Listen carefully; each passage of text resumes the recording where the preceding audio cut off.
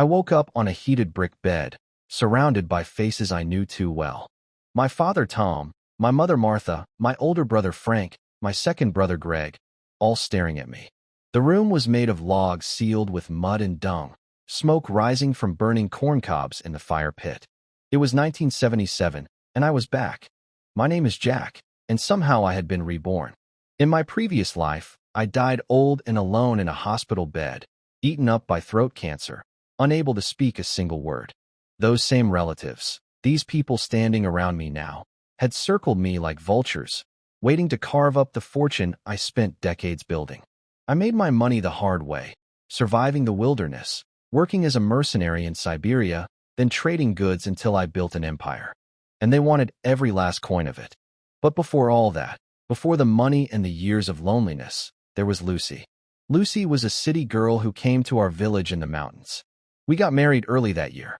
She got pregnant soon after, and because she was frail, the work team cut her off. No more earning points, no more food rations. Feeding her fell entirely on me, and I barely earned enough for myself. My mother Martha heard from some fortune teller that Lucy's baby was a girl. That was all it took. She started screaming about splitting up the family. My parents, Frank, Greg, none of them wanted to share food with a pregnant woman who couldn't work. So they called this family meeting to throw me out. In the dead of winter, in the mountains. I remember what happened next, in my first life. Lucy and I moved to a wooden shack in the forest. 2 days later, a heavy snowfall crushed the shack. Lucy and our unborn child froze to death. I was up in the mountains hunting, trying to find something to feed her. When I came back, her body was stiff and cold. My heart died that day. I never loved another woman again. And the worst part, the one who sealed Lucy's fate was Greg. When the snow first started falling, Lucy dragged herself back to the family house, begging for help to fix the shack. Greg told her it would cost $300. $300 from a pregnant woman in the middle of a blizzard. That was my brother. Now here he was, kicking my leg, telling me to stop pretending to sleep. Something snapped inside me. I grabbed Greg by the throat and slammed him against the wall. He couldn't breathe, couldn't fight back. He didn't expect me to be this strong. His wife screamed. Martha screamed. Frank and my father tried to pull me off, but even 3 of them together couldn't move me. I let go on my own. Killing him would feel good, but then I'd be a fugitive. I could disappear into the forest and cross the border easily enough, but Lucy couldn't. She was carrying our child. I had to think bigger. I sat back down and looked at all of them. Forget the family split, I said. Let's write up a paper that cuts all ties between us. We sign it, file it with the commune, and we're done. I'm no longer part of this family. They all went quiet. Around here, families split property all the time. But nobody had ever heard of someone cutting ties with their own blood. Everyone in the village would call me ungrateful, disloyal, a monster. I didn't care. God gave me a second chance, and this time I was going to keep Lucy alive. And these people, every last one of them, were going to regret what they did to us. Cut ties, my father Tom shouted. His face went red. You can throw away your own face, but I won't lose mine. If you think we owe you something, take an extra 10 pounds of corn and get out. I didn't flinch. I knew exactly how to push them. Whether you agree or not, I'm writing the paper tonight. And if you don't sign it, remember, the team hands out grain at year's end. Lucy and I count as 2 mouths in this family. That grain gets split by heads, not by who worked more. That did it. Frank and Greg immediately started pulling at Martha's sleeves, whining about their own kids and wives needing food. Greg's wife was pregnant again, and Frank's boys were growing fast. They couldn't stand the idea of sharing even a single grain with Lucy. Martha was the real boss of this house. She was soft-hearted, but only toward Frank and Greg, never toward me. She blamed me for nearly killing her during childbirth. After I was born, she couldn't have more children, and in a place where every family had 7 or 8 kids, having only 3 sons was considered shameful. She put all of that on my head. Fine, cut him off, Martha said, squeezing out 2 fake tears. I should never have had this ungrateful animal. The farther he goes, the better. I found a piece of yellowed paper and sharpened a chunk of charcoal into a pencil. I wrote the document quickly, then had Tom and Martha press their thumbprints next to their names. Once the village leader filed this with the commune, we would be strangers by law. You leave tonight, Martha said. And don't take a single thing from this house. It was nighttime in the mountains. Dozens of degrees below zero outside. She was sending me into that cold and calling it justice. Understood, I said. Lucy and I will go. From today on, we're strangers. I walked out of the main house, toward the west wing, a crude side room made of packed earth. Lucy and I had been sleeping on a wooden plank next to the cooking stove, while Greg and his wife took the warm brick bed on the other side of the wall. Now that I was leaving, Greg would have the whole room to himself. Of course he would. When I stepped outside, I saw the candle flickering through the paper-covered door of the west wing, and my legs turned to stone. All the anger I had when I grabbed Greg's throat, gone. I didn't know what to say to her. How do you face a woman you failed so completely in another life? Then the door opened, and Lucy leaned out.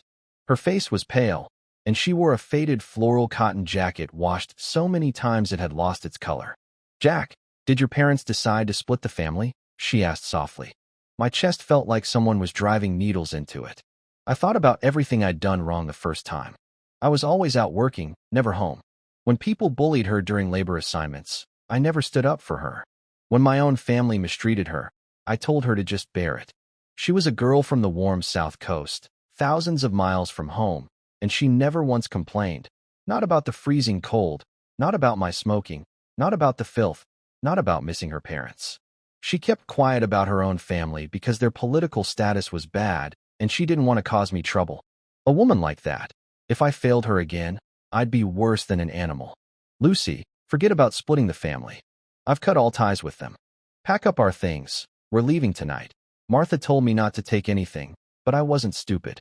I'd been earning work points since I was 14, eating little, giving everything to this household. Those things belonged to me. Besides, I needed tools to fix up the cabin in the forest, firewood to heat it, supplies to cook with. And Lucy was pregnant. I wasn't about to let her walk out with nothing but the clothes on her back. Whatever trouble came from taking our things, I'd deal with it later. Lucy's thin eyebrows creased with worry. She'd expected a simple family split, something she'd heard about since coming north. But cutting ties completely? Where she came from in the South, that was like having your name scratched out of the family records forever. Back in the main house, the family sat around the brick bed like nothing had happened. Gwen, Greg's wife, was rubbing medicine on the red marks I left on his neck. Frank mentioned someone should go check on me, make sure I wasn't taking anything. Greg wasn't about to come anywhere near me. He tried to play tough about it. I'm the wounded one here, send someone else. But I knew the truth. He was scared. He remembered how easily I pinned him to that wall. My father Tom spoke up. He won't take anything. That boy's been stubborn since he was little. When we told him to eat less so Frank and Greg could have more, he'd go without eating a single grain of rice. His mother told him not to take anything. Knowing him, he'd strip naked and walk out just to prove a point. They all nodded. Nobody came to check on me. That was their mistake. Inside the West Wing, I moved like a raiding army. Anything useful, I took it. Pots, pans, bowls, sickles, hoes, blankets. Lucy watched me with wide eyes. She'd never seen me act like this. I grabbed the cotton quilt that Gwen had been saving to make herself a new outfit for the new year.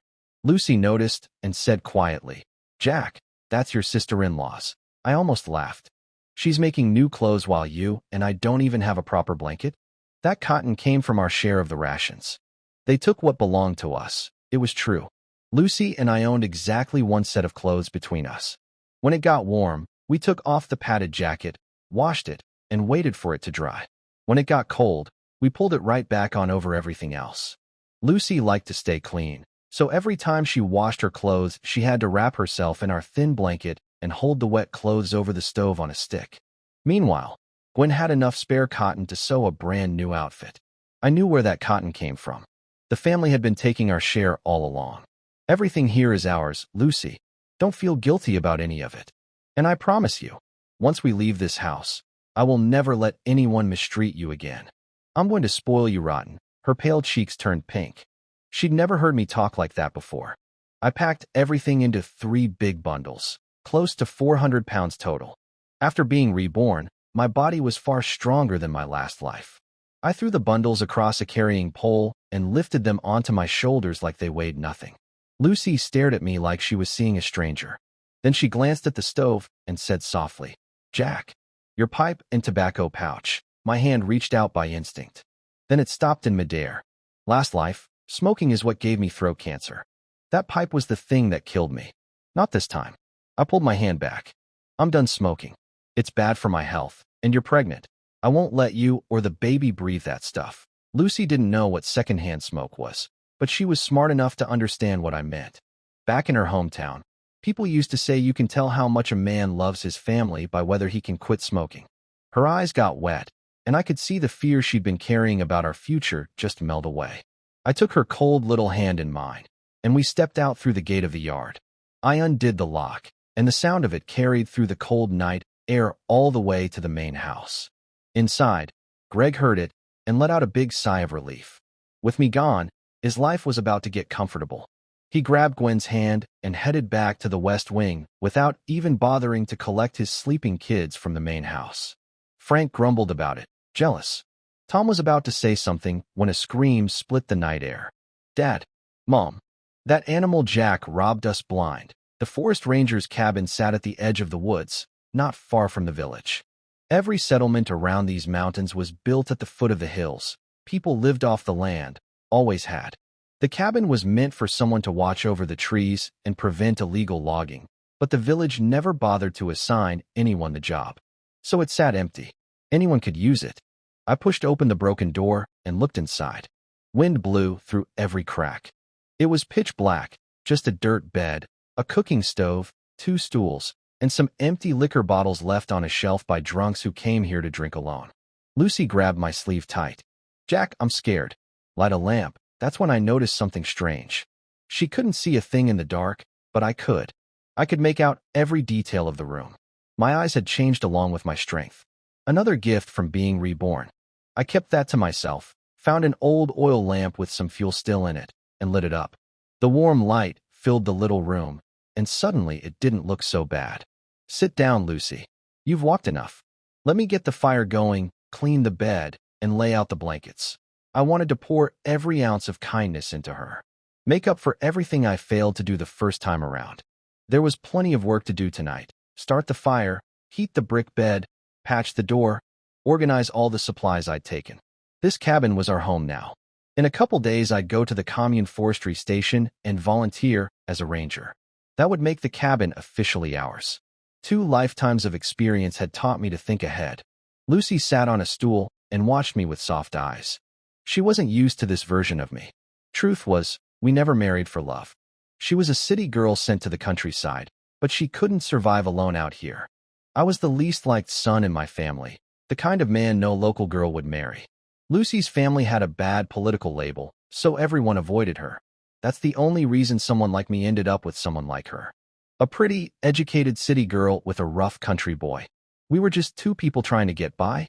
But tonight she watched me sweep the floor, boil paste to seal the door with newspaper, stoke the fire, and something changed between us. I worked until midnight before the cabin finally felt like a home. I got her into bed under the quilts while the brick bed warmed up. Then I stripped off my sweaty clothes and wiped myself down with a towel. The body I had now was lean and hard with muscle, gleaming under the lamplight. Lucy's face went red. She looked away like a bride on her wedding night. Jack, don't catch cold. Dry off and come to bed. I'm filthy. Let me clean up first. I know I can't take a proper bath tonight, but from now on I'll wash every day. She must have thought I'd become a completely different person. Quitting smoking, wanting to stay clean, being gentle and thoughtful, none of that was the old me. When I climbed onto the brick bed, I told her to move to the warm end near the stove. I'd take the cold end by the wall. I need to get up early tomorrow, I said. Don't want to wake you. It was a terrible excuse. On a big brick bed like that, nobody wakes anyone by getting up. The real reason was simple. The end near the stove stayed warm all night, and the far end got cold. This cabin wasn't as well insulated as the houses in the village. I wanted her to have the warmth. Jack, you're so good to me, she whispered, her face still buried in the quilt. Her body was shaking. She was crying. She'd come north at 16, spent 3 years chopping trees at a lumber camp. Transferred to our village, where nobody treated her well. Married me at 20, hoping for some warmth, and got a household of people who despised her. I never protected her. I never made her feel safe. Now, for the first time, someone was taking care of her completely. holding her like she was precious. Of course the tears came. I didn't tell her to stop crying. A man shouldn't say that. I just wrapped my hot body around hers, pressed my face against her hair, and held her tight. Tomorrow will be better, I said. She turned around and held me back, breathing me in. Jack, tomorrow will be better. She fell asleep in my arms with a smile on her face. I opened my eyes the next morning and saw sunlight pouring through the window onto the brick bed. Lucy was still sleeping peacefully beside me. My heart finally settled. I'd been terrified that I would wake up and find this was all a dream. Living in the forest had its perks. At least there was no rooster screaming at dawn. I slipped out of bed without making a sound, got dressed, and grabbed an axe, a small knife, and a slingshot. The mountains were buried in snow. Nobody from the village would wander into the woods this time of year, which meant the animals were everywhere. Snow rabbits, wild pheasants, those stupid roe deer that just stand and stare at you. I knew tomorrow the biggest blizzard of the year was coming. That meant today I had to stock up on food, and tomorrow I wouldn't leave Lucy's side for a single second. I wasn't going to repeat what happened last time. My goal was simple: catch some wild birds to make Lucy a good soup, something to build her strength. If I could bag a roe deer, even better. I knew this forest like the back of my hand. In my first life, after Lucy died, I spent an entire year hunting these woods. I even sold game for money. The state purchasing station paid about 80 cents a pound for roe deer, which was robbery. But on the black market in the county town, a 60-pound deer could fetch $80 easily. That's how I earned my first real money last time around. This time, my body was stronger and my eyes were sharper. The moment I stepped outside, I spotted a trail of oval-shaped dents in the snow, rabbit tracks. Snow rabbits turn pure white in winter, nearly invisible against the ground, but they can't hide their footprints. I followed the tracks to a patch of dead grass and found a small burrow. Rabbits are clever. They dig 2 or 3 exits before winter. I circled around and found a second hole about 6 feet away, clearly connected to the first. I packed a snowball hard and tight, threw it into one hole, then ran to the other. The rabbit bolted right toward me. The second its ears poked out, my hand came down and grabbed it by the neck. One squeeze, snap, and it was done. Must have been 10 pounds. Nice and fat. I could skin it later and make Lucy a pair of fur gloves. Her hands were always ice cold, covered in chilblains. Then my luck really kicked in. Not far off, I saw a cluster of black dots moving through the trees. Black pheasants, the good ones. People called them the wild black chicken of the Northeast. Regular chickens sold for about $1 each in town, but black pheasants were worth $3 or $4 apiece because the meat was rich, delicious, and packed with nutrition. Perfect for Lucy. I loaded a pebble into my slingshot, aimed at the nearest bird, and let fly. The stone hit it right in the head. The bird dropped sideways into the snow without a sound, blood leaking from its beak. I couldn't believe my own aim. I'd been trying for a body shot. Headshot was a bonus. My reborn body wasn't just stronger, my coordination was on another level. I fired 3 more times and dropped 3 more birds before the rest of the flock scattered. 4 black pheasants and 1 snow rabbit, all in under 30 minutes. I headed straight back to the cabin. Lucy needed breakfast, and all this game had to be cleaned and prepared. Then I'd start on lunch. As for going to the village to work, I put that right out of my mind. Working for the production team earned 10 work points a day, each point worth about 4 cents. That's 40 cents for a full day of labor. A good month brought in $15. A really hardworking person might save $150 in a year, and most families couldn't even manage that. There was a woman in the village named Mary. Her husband was paralyzed from the waist down. She had a 4-year-old daughter, and she owed the production team nearly $2,000 in debt just from trying to keep her family alive and pay for medicine. $2,000 in 1977. That was more than 10 years of wages. Meanwhile, my 30 minutes of hunting just bagged me 4 black pheasants that would sell for $15 in town. Any fool could do that math. That morning, out at the fields where the village men were doing winter work, clearing land, digging ditches, the team accountant, a man named Lee, noticed I was missing. I hadn't skipped a single day of work all year except the day I took Lucy to the clinic and the day we got married. So Lee went straight to my father Tom to ask what happened. Before Tom could say a word, Greg jumped in with poison on his tongue. Jack's dead to us. Don't ever ask our family about him again. He doesn't exist. Lee puffed on his pipe and figured it out quickly enough. Split the family, huh? Fine by me. I'll just need to tell the team leader so we can calculate the year-end grains separately. But Greg wasn't finished. He'd been stewing all night, getting angrier by the hour. Gwen had screamed at him the whole night about the quilt I took, the one she'd been saving to make new clothes.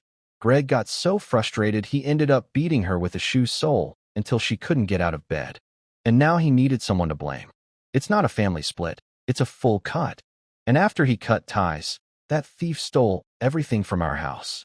I want him dragged to the commune and paraded through the streets. Tom's dark face turned red.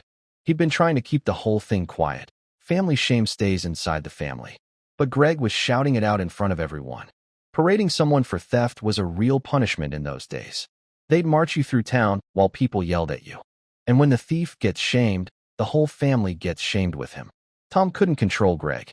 Martha had spoiled that boy rotten. So Tom rushed off to find Frank, hoping his eldest could talk some sense into the situation.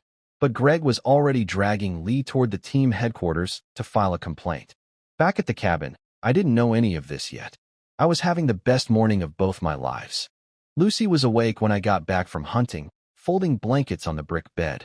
She looked surprised to see me. She'd assumed I'd gone to work. No more working for the team, I told her, holding up my catch with a grin. 4 black pheasants and a snow rabbit. We live off the land now. Her eyes went wide. She told me that back at the lumber camp, the male workers used to chase these same birds and rabbits around the forest and never caught a single one. I got busy. Millet porridge first, then boiling water to pluck and clean the birds. I planned to roast the rabbit, the fur I'd saved to make Lucy gloves. 2 of the pheasants I'd cook for us. 1 stir-fried, 1 simmered into a rich soup for Lucy's health. The other 2 I'd sell at the commune purchasing station. The prices there were low, but the county town was 5 miles away, and I couldn't waste 2 hours running back and forth. Not today. While the chicken simmered and the rabbit roasted and the rice steamed, I kept moving. I twisted wire and rope into animal traps to set outside. I hauled wood to reinforce the cabin walls and roof. Tomorrow's blizzard was coming, and this cabin had to hold. I wasn't going to lose Lucy to a collapsing roof. Not again. Not ever. Lucy sat nearby mending my old fur hat with a needle and thread. The fire crackled, the food smelled incredible, and for a few hours it felt like we were the only 2 people in the world. Then I heard footsteps crunching through the snow outside. Captain Kong, you have to arrest them and parade them through the village. We haven't had a thief in this town in decades. That was Greg's voice. Shut up already, Greg. Whether he's a thief or not, you don't decide. I do. You've been yapping the whole walk here. Captain, there's the ranger cabin up ahead. Someone's definitely inside. Someone's in there all right. Damn. Whatever's cooking in that chimney smells amazing. I put down the ladle and took a breath. The trouble from last night had found its way to my door. The militia kicked open my cabin door. 2 guys with semi-automatic rifles walked in behind Captain Kong, the village team leader. I hadn't expected guns, but I figured it out fast. The militiamen were just there for winter labor duty. Kong grabbed them along the way to make himself look scary. This was 1977 in the Northeast. Gun rules were loose. Militiamen carried their rifles around like walking sticks. Kong started in on me immediately. You think this ranger cabin is yours? This is team property. I fired right back. This cabin belongs to the commune forestry station, not your team. You don't get a say in who lives here. He'd been trying to pin me with occupying public property, which could get me dragged before the whole village for a public shaming session. But he had it wrong, and he couldn't exactly call the forestry station to back him up. So he switched angles. Fine. Then explain all this stuff in here. Your brother says you stole it from the family. Greg barged in behind him, eyes darting everywhere. The chicken soup on the stove, the roasting rabbit, the 3 pheasants hanging in the corner. His face twisted with greed. Captain Kong, everything in here is stolen. The pots, the blankets, the tools, the chickens, the rabbit, all stolen from our house. Then he grinned at me. You hit me last night, didn't you? Well, now someone's here to deal with you. The nerve of this man. Calling wild game, I caught that morning stolen property from his house. But I wasn't worried. In my past life, I built a business empire. I knew how to handle people far more dangerous than Greg. If he wanted to play shameless, I could out-shameless him 10 times over. The rabbit and chickens I hunted this morning, I said calmly. The rest I took from my own home. Captain Kong, is it against the law to take things from your own house? Greg exploded. You cut ties with us last night. You don't have a family. You're a parentless animal. I walked up and slapped him across the face. Just half my strength. He hit the floor. Kong and the two militiamen didn't move. Nobody, in any era, in any place, gets involved in family business. You call your own brother an animal in front of strangers? I said. If I'm an animal, so are you. So are our parents. Consider this a lesson from Mom and Dad. Lucy stood behind me watching the whole thing. I could tell from her expression she was enjoying it. Greg and Gwen had bullied her the worst when we all shared that West Wing. This was payback. Greg scrambled up and screamed at Kong. He hit me. We already cut ties. That's assault. Kong stepped in front of Greg, eyes narrow. He wasn't here to help Greg. He hated my whole family. What he really wanted was to drag me to the commune for a public shaming. That would humiliate the entire family, ties or no ties. In hundreds of years, nobody in this village had ever heard of a family cutting ties. It was a scandal either way. So is it true? Kong asked. You cut ties with the family. I knew exactly what he was doing. If he could confirm the break, then taking things from the house would count as theft. So I played dumb. A tie cutting needs a signed document with everyone's thumbprints. You can take this all the way to the commune or the county. Without that paper, you've got nothing. The paper's on him, Greg shouted. Search him. Kong moved toward me without hesitation. Then his eyes slid over to Lucy, and I saw the look on his face. Dirty, hungry. I'd seen men look at her that way before. Lucy was the most beautiful woman in the whole county, maybe the whole region. Men stayed away from her only because of her family's bad political label. But they never stopped wanting. Kong was hoping he wouldn't find the paper on me, so he'd have an excuse to search Lucy. My blood boiled. But I couldn't hit Kong. If I touched the team leader, those two militiamen would jump in. I filed Kong's name away in my head. His turn would come. Instead, I used words. Captain Kong, think carefully before you search me. The people are the masters of this country. My rights are protected by law. Are you sure you want to do this? A tie-cutting document isn't contraband. If you can search me because Greg says I have a piece of paper, then I can search you because I think you've got $10 in your pocket. And by the way, I never went to school. Nobody in my family went to school. Greg says I wrote a legal document. You actually believe that? Kong stared at me, confused. He could read, but he couldn't follow an argument. In the 70s, farmers had zero legal awareness. Village leaders acted like they were the law, and nobody ever pushed back because ordinary people didn't know they could. But I wasn't an ordinary person. I'd seen the world. I'd built companies. I'd dealt with people 1,000 times smarter than this village captain. And right now, I had him completely lost. Lucy watched me from behind, her eyes wide.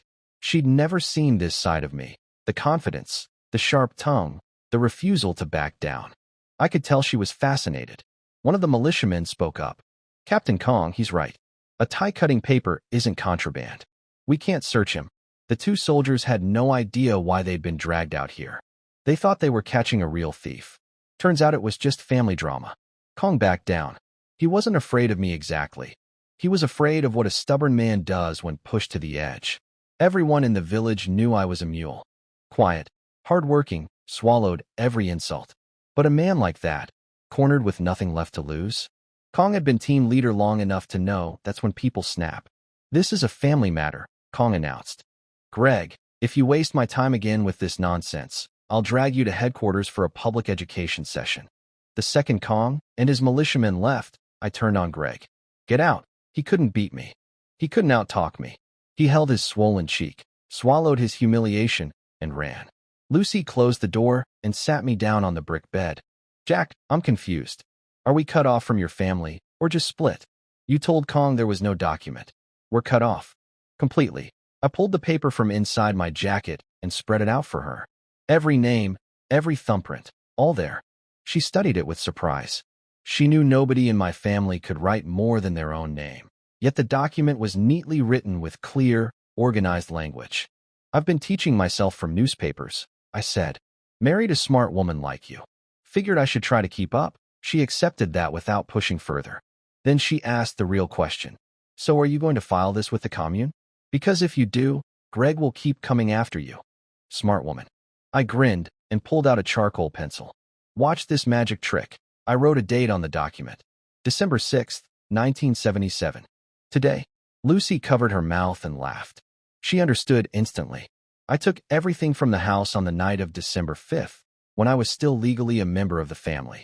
Taking things from your own home isn't stealing. But the tie-cutting paper was now dated the 6th. As of today, I was no longer part of the family. Yesterday's removal of property? Perfectly legitimate. Jack, you're terrible, she giggled. Bad men get the good women, I said, and leaned in and kissed her. She tried to dodge. Aren't we supposed to be eating lunch? But I pressed my lips to hers anyway. It had been decades since I'd kissed anyone. Her lips were soft and sweet, and my whole body melted. After lunch, I had business to handle. I needed to get to the commune to register as a volunteer forest ranger before Kong tried using the cabin against me again. I also had 2 black pheasants to sell at the purchasing station.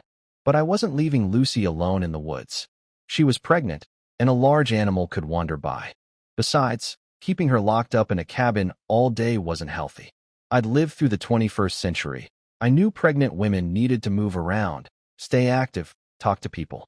So I brought her back to the village with me, along with the extra pheasant I'd planned to stir-fry for dinner. Where are we going? Lucy asked, looking uneasy. People in the village were already giving her strange looks. To see Mary. Mary was the woman whose husband was paralyzed and who had a 4-year-old daughter. She'd been sneaking food from the communal kitchen to keep her family alive. Our village actually had a decent setup compared to most. A shared canteen where workers ate lunch together during both busy and slow seasons. The upside was that workers ate well. The downside was that the leftovers distributed to non-workers were never enough. For a family like Mary's, with only one worker, and a woman at that, the system was crushing. She had no choice but to smuggle portions home, or her husband would have starved and her daughter wouldn't have survived. When Lucy and I got to Mary's house, I found exactly what I expected.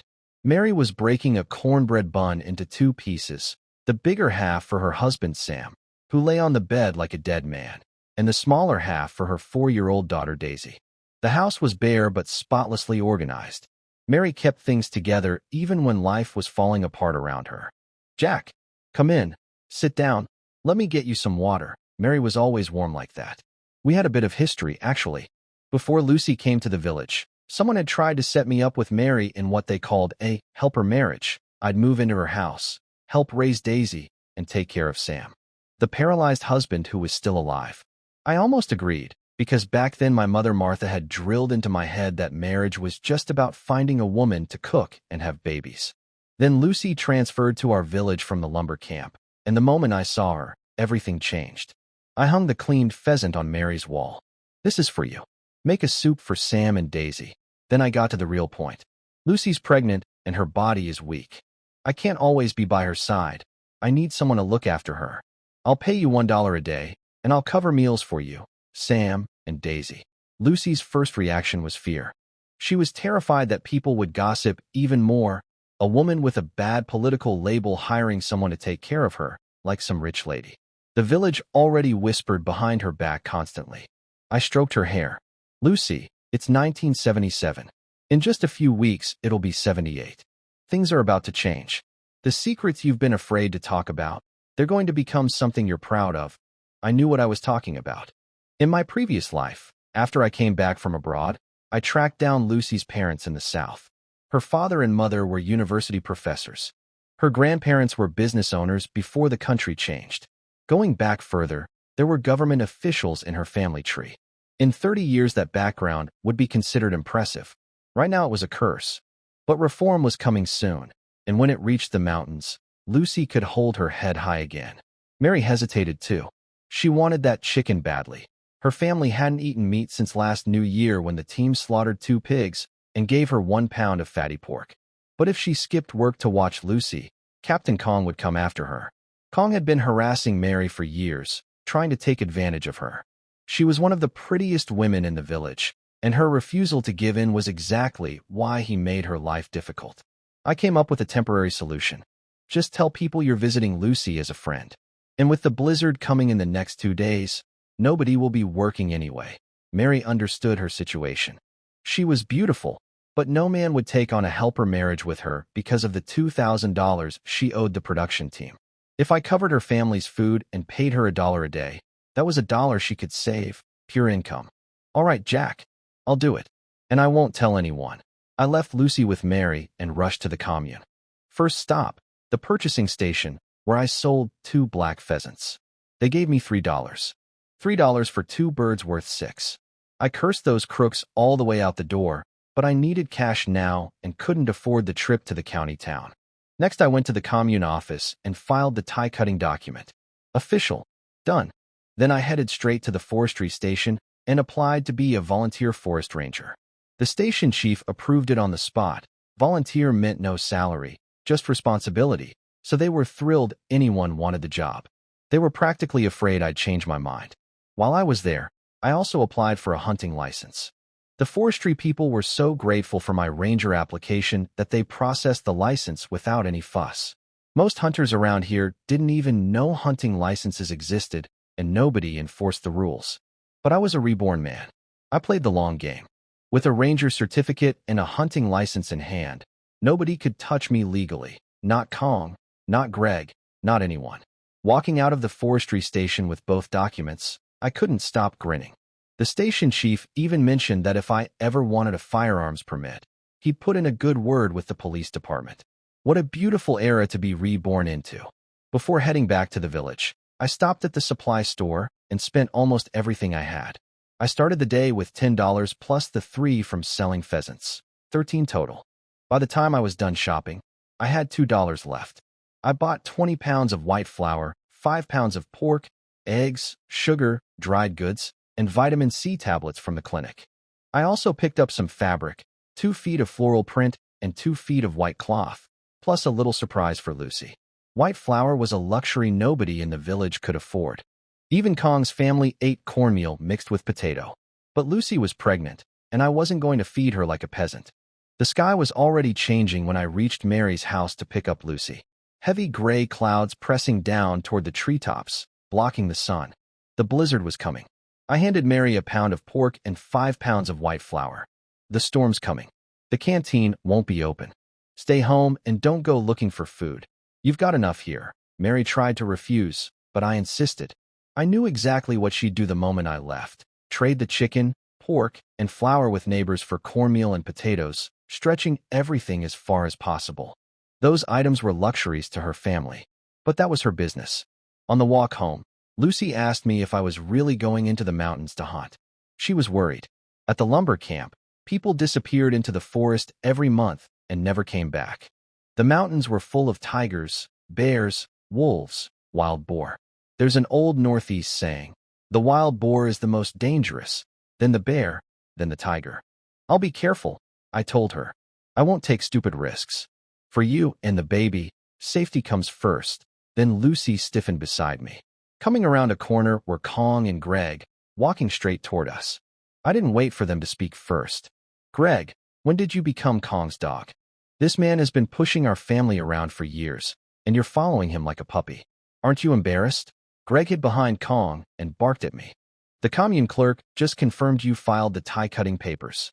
You stole from us, and now we're here to haul you in. I almost felt sorry for how stupid they were. Almost. Let's go, Lucy. Talking to these idiots is making me dumber. Kong stepped sideways to block my path, arms on his hips. He wasn't letting me pass. I looked up at the darkening sky. The snow was close. I needed to get back and reinforce the cabin. I didn't have time for this. Listen, you two. I took things from my home yesterday. I filed the tie-cutting paper today. Yesterday I was family. Today I'm not.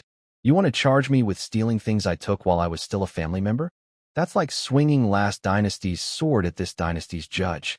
Go check the date on the document at the commune if you don't believe me. Kong turned to Greg. Was there a date on the paper when your parents pressed their thumbprints? Greg blinked. I can't read. I don't know what was on it. He just said it was a tie-cutting paper and told my parents to sign. Kong's face went dark.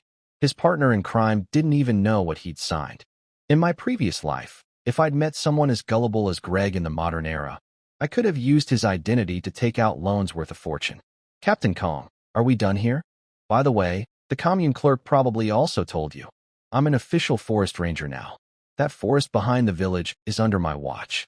If I catch either of you in there, I'll report you to the commune for stealing state timber. A ranger had no power to arrest anyone, but I had every right to report illegal logging, and my word counted as evidence. Kong spat on the ground as Lucy and I walked past. I heard him mutter under his breath about wasted effort. I didn't look back. Those two weren't even worth the satisfaction of beating. By the time Lucy and I got back to the cabin, snowflakes were already drifting down. I stacked all the supplies in the corner and brushed the snow off my clothes.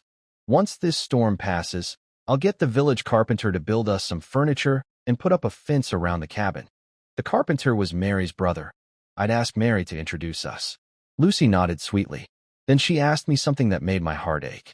Jack, before the new year, I want to write a letter home. Next time you go to the commune, could you buy me some paper and a pen? A pencil is fine if a fountain pen is too expensive. Save the money for stamps. After I'd mentioned her family earlier that day, she couldn't stop thinking about them. For years without a single letter home. I grinned and pulled out the package I'd been hiding. That's why you're my wife. Look at this. Her mouth fell open. Inside were books, writing paper, pens, a small mirror, and a jar of face cream. We missed this year's college entrance exam, I told her, and you can't take it while you're pregnant anyway. But next year, you're going to sit for it. The national exam had just been brought back this year. The rules said anyone could take it, young, old, any education level. Lucy came from a family of scholars. Her biggest dream was to go to university. Her face clouded. But my family background, this village is behind the times, Lucy. Just focus on studying. Leave the rest to me. I couldn't tell her everything. I couldn't explain that within a year, the whole class label system would be abolished. And I didn't know yet whether her parents, both university professors, had been restored to their positions. In my previous life, I found them years later, but they never forgave me for letting Lucy die. This time would be different. She picked up the mirror and cream. You spent too much. A mirror is 50 cents. The face cream is 20 cents. You should save this money. I almost burst out laughing. She'd never once questioned how I spent money before. Now she was managing our household budget. She'd finally started thinking of herself as the woman of this house. From now on, every cent I earn goes to you. You decide how it gets spent. I held her face in both hands and planted a big kiss on her forehead. Gross, you got spit on me. She swatted me away, blushing, then took the pen and paper to the brick bed to write her letter. Taking her out to visit Mary had worked. She was livelier now, more open. I watched her chew the end of the pen, scratch her head, cry a little, crumple a draft, and start over. 16 years old when she left home. For years of silence. She didn't know how to put it all into words. I left her to it and got busy. I reinforced every weak spot in the cabin, especially the wall that collapsed in my previous life. I propped it with thick wooden poles. Then I started cooking. I'd brought pork, potatoes, and white flour. Tonight's menu: twice-cooked pork with potato slices, shredded potato in vinegar sauce, and steamed white flour buns. Everyone in the village ate potatoes and cornmeal every single day, boiled or steamed, nothing else. I taught myself to cook during my years in Siberia, missing the food from home so badly I had no choice. I wasn't a chef, but I could handle home cooking. And I wasn't stingy with the oil and seasoning, which made all the difference. Jack, are we trying to go broke? That's almost 2 pounds of meat in one meal. Lucy stared at the dishes with alarm. Relax. Soon you'll eat like this every day. She tore a bun in half and gave me the bigger piece. She could only eat half. I could have eaten all 4 buns plus both dishes and still been hungry. That's how it was in the 70s. Nobody in the countryside knew what a full stomach felt like. She was frowning about the cost right up until the first bite of twice-cooked pork hit her tongue. Her eyes went wide. This is incredible. Jack, I thought all you could make was steamed potatoes. This is better than anything I've ever eaten. It wasn't really my cooking. After 4 years of nothing but cornbread, boiled potatoes, and pickled cabbage, even a sliced cucumber with sauce would taste like heaven. But I kept that to myself and put another slice of pork on her bun. Eat more. You're not eating for one anymore. Remember that. Outside, the wind howled and the snow fell heavier. But this cabin was solid now. Every few hours I'd go out and clear the snow off the roof. The wall that killed Lucy in my first life was braced with poles. I was here. I was strong. The storm could come. When Mary started coming to take care of Lucy, I need to teach her a few recipes too. I couldn't have the food going back to boiled potatoes the minute I left for the mountains. December 7th, 1977. The day of heavy snow on the old calendar, and the mountains delivered. I woke up early, bundled myself tight, and cracked open the door. The snow was already 3 feet deep. The door opened inward, which was the only reason I could get out at all. I grabbed my shovel and hoe and rolled myself into the snow, literally rolled, because walking was impossible. I flattened a patch of ground just to have somewhere to stand. That's when I spotted something odd. Near a big tree, not far from the cabin, there was a yellowish lump sticking up from the snow. A roe deer, head buried straight down in the snow like an ostrich. I laughed out loud. This is what happens during heavy snowfall. Animals can't find food, they panic, and they do stupid things.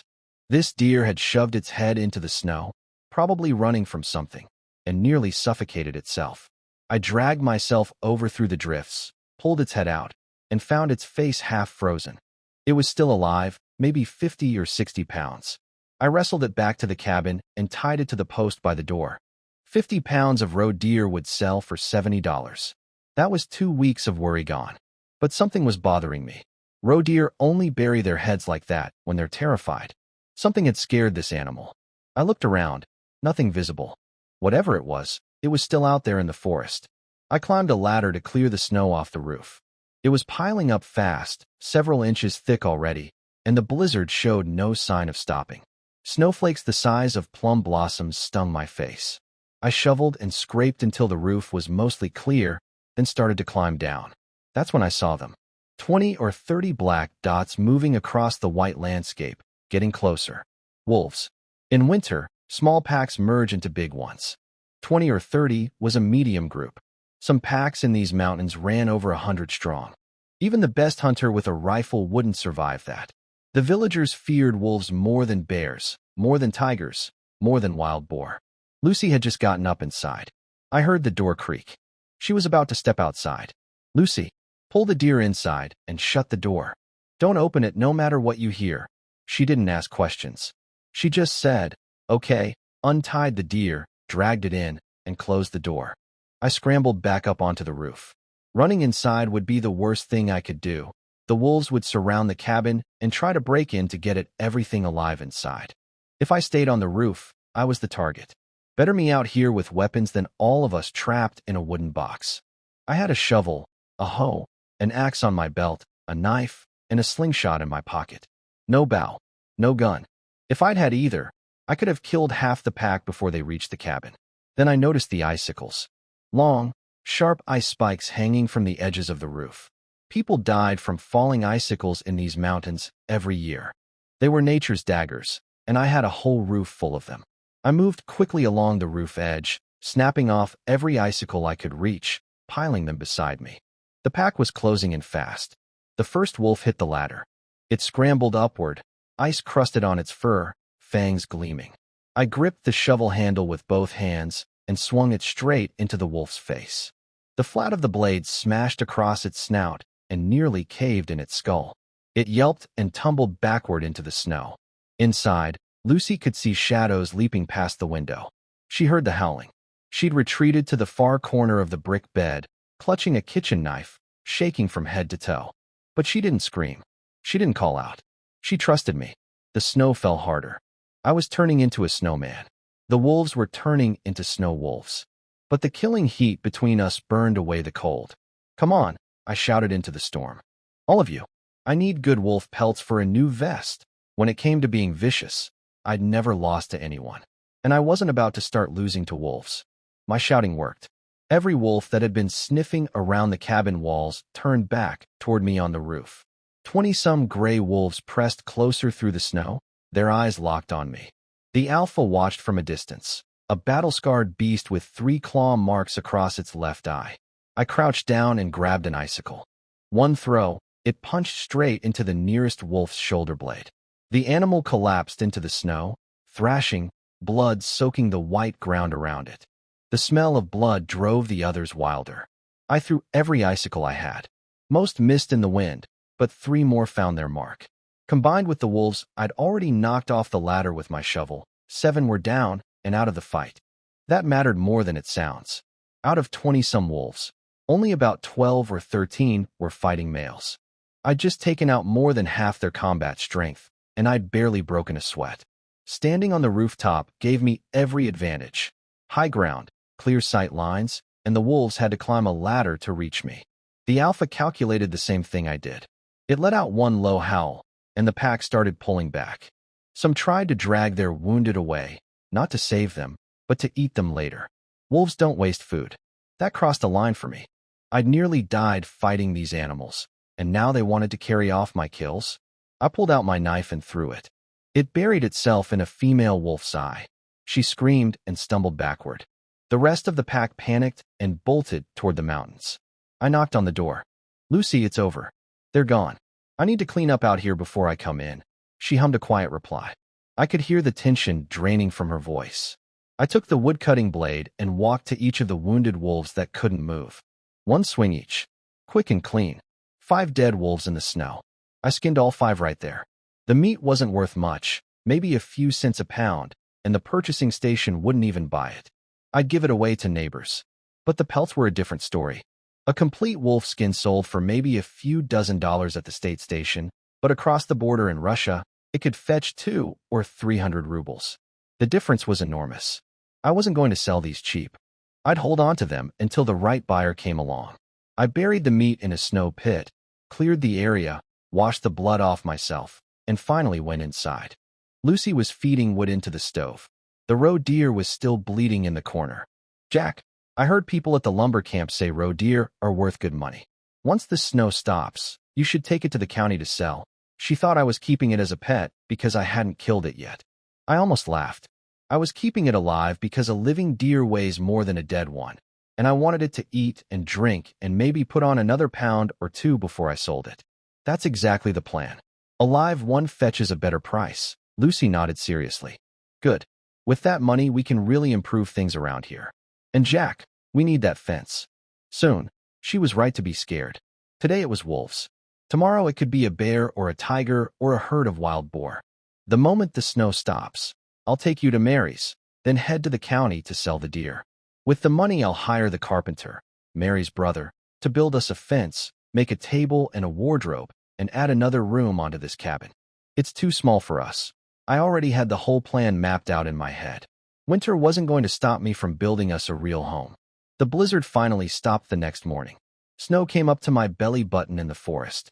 I dug out the 5 skinned wolf carcasses I'd buried and dragged them toward the village. I planned to give the meat away. The moment I entered the village, I heard people talking. Old man Zhao's roof caved in, crushed his eldest boy. Every other house survived the snow just fine. Must be heaven's punishment for raising that ungrateful 3rd son. Shoo, he's coming. What's he dragging? Dogs. Those aren't dogs. Those are wolves. 5 of them. Skinned. Good Lord, my hearing had gotten sharper since being reborn. I could make out conversations from 50 feet away. I changed direction and headed straight for the family house. 20 or 30 villagers had gathered in the yard. The east wing straw roof had caved in where a rotting beam gave way under the weight of the snow. Inside, Frank's wife was wailing. "Frank, what am I going to do? You're the only worker in this family. I'm pregnant. If you can't work, we'll starve." Martha cut her off. "My son isn't dead yet. You crying like that? You hoping he dies so you can run off with some other man?" Then Martha turned on Kong. "Captain, can't you send a horse cart to take my boy to the county hospital?" Kong refused, of course. He'd be happy to watch the whole family die. The snow's higher than the horses. Nobody's getting through.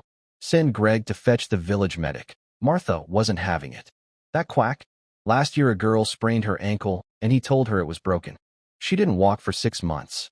My son's legs are crushed. I'm not letting that fool near him. Kong suggested a flatbed cart. Someone could pull Frank to the county hospital on foot. Might make it before dark. Every pair of eyes in the yard turned to Greg. With Frank down, there were only 2 men left in the family. My father, Tom, who was over 50 and probably couldn't make the trip, and Greg. Greg didn't hesitate. "I'm not going. Don't look at me. I'd die of exhaustion before we got halfway." His own brother's legs were crushed, and he wouldn't even pull a cart. That was Greg, selfish down to the marrow. I'd been standing at the gate the whole time, watching the show, 5 dead wolves at my feet. I'd seen enough and was about to leave when Tom spotted me. Son, you came back. You haven't forgotten this family after all. Please, help your brother. Pull him to the county hospital. I'm begging you. He grabbed my arm and wouldn't let go.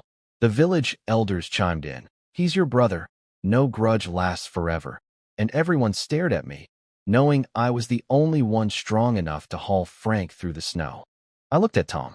I looked at Martha and Greg, both turning away, unable to meet my eyes. I'll take Frank to the hospital, I said, and I'll pay for his treatment, every cent. But the family gives me this house. Silence. You animal, Martha charged at me. Your brother is dying, and you want our house? Get out. Get out of here. I didn't flinch. I'd named a price I knew they'd never accept. That was the point. I turned to Tom. Dad, you're not a bad man. You're just weak. If life gets too hard with this crazy woman, divorce her. I won't abandon you just because of that paper at the commune. But I'm saying this in front of everyone here. Except for you, every single person in the family could drop dead tomorrow, and it wouldn't be my problem. Tom stood there looking broken. A man who'd spent his whole life being pushed around by his wife, his sons, and his neighbors, too afraid to ever stand up for himself. I felt sorry for him, but I couldn't save a man who wouldn't save himself. I picked up my wolves and walked away. I dropped by Mary's place first. She'd already heard about the roof collapse at my old family's house. 20 years they treated you like dirt, Jack. Everyone in the village knows your parents were unfair. Nobody's going to blame you for walking away. I gave her 2 of the skinned wolves and asked her to deliver the other 3 to her brother, the carpenter. I told her I needed him to build me another room onto the cabin, plus some other work, $50 minimum if he did a good job. Then I asked her to go watch over Lucy at the cabin while I took the roe deer to the county to sell. Mary tried to refuse the wolf meat. She felt bad taking so much from me. I told her straight, Lucy and I don't eat wolf. If she didn't take it, I'd throw it in the snow. That got her moving. Don't waste it. The old folks say wolf meat's fine if you stew it long enough with spices. I walked Mary to the cabin, made sure Lucy was comfortable with her, and headed out with the deer on a rope. Those 2 women had plenty to talk about. Mary had been through pregnancy herself and could teach Lucy things that should have come from a mother-in-law. But Martha never gave Lucy a single word of advice, just kicked her out into the cold. Karma, I muttered to myself as I walked the snowy trail, grinning. Frank was now crippled. 1 less worker for the family. His wife was pregnant too. That meant 2 fewer hands. The family that threw us out was falling apart, while Lucy and I were doing better every day. Lucy's crisis had passed. The blizzard that killed her in my first life was behind us. No major disasters would hit the village for years. But people could still cause trouble, and for that, I needed a gun. It took 2 hours to reach the county town, dragging the deer through the snow. The moment I walked in, people stared. A country boy in patched clothes leading a live roe deer down the street. An older man approached. How much for the deer? $70. He shook his head. More expensive than pork. He walked off. Then a man in a gray suit stepped forward. 70?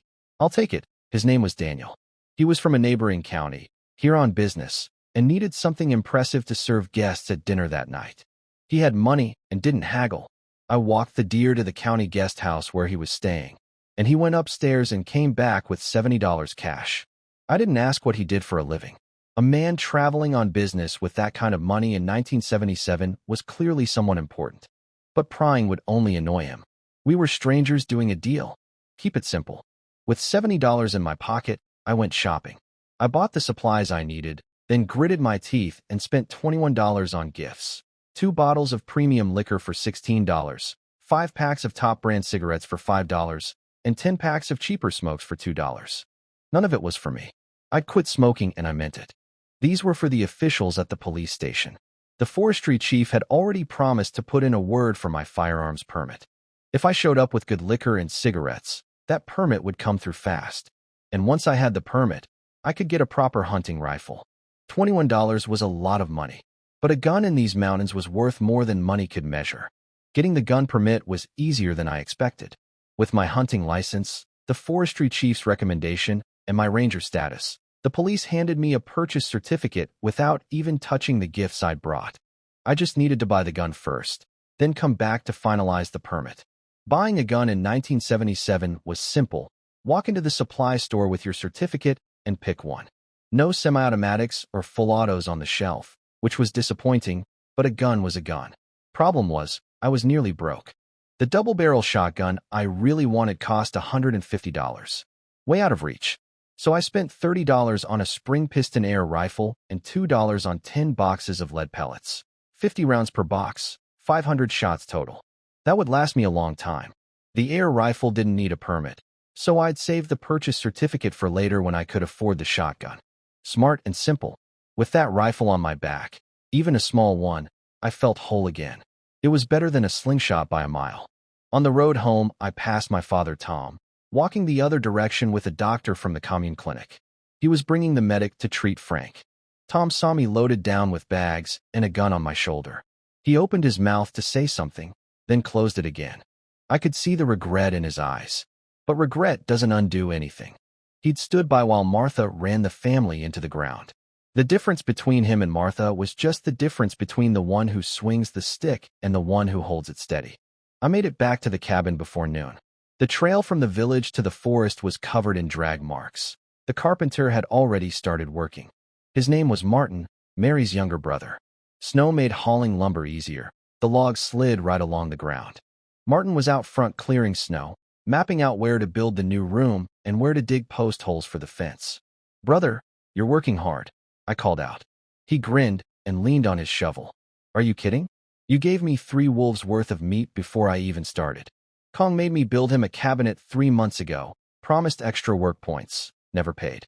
You're a saint compared to that crook." I tossed him a pack of cigarettes, the good kind, 20 cents a pack, the brand village officials smoked. His face lit up. I told him he could smoke outside but not inside the house because of Lucy's pregnancy. He nodded fast. "I won't even go inside much. Your wife needs her privacy." That was exactly the attitude I wanted. I'd pay Martin well. I'd even share the premium liquor and cigarettes with him when the job was done. But he had to know his place. Don't ask questions that aren't your business. Don't gossip. Just do good work. Inside the cabin, smoke was pouring from the chimney, and the whole place smelled like food cooked in lard. Mary was at the stove. Lucy sat on the brick bed, sewing new clothes from the fabric I'd bought at the commune. She was concentrating so hard, she didn't even look up, afraid she'd prick her finger. She looked beautiful. After just a few days of eating well and using the face cream, her skin had cleared up. She'd pinned her short hair behind her ears, and even in old clothes she had a grace that didn't belong in this era. I made a mental note to bring back proper fabric and maybe some fashionable clothes next time I went to town. "Mary, cook extra," I said. "Take some home for Sam and Daisy when you leave." Mary tapped the rice pot on the side stove.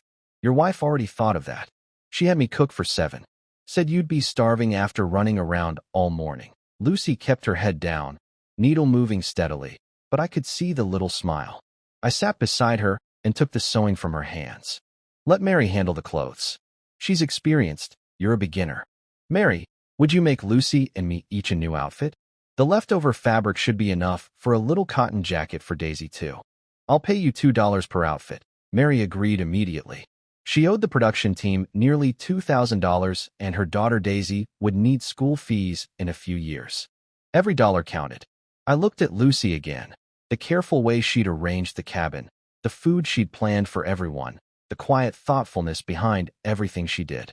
I was the luckiest man alive, and I was never going to forget it. Lucy puffed out her cheeks and pouted. "So you think my sewing isn't good enough?" She was being playful, and I loved it.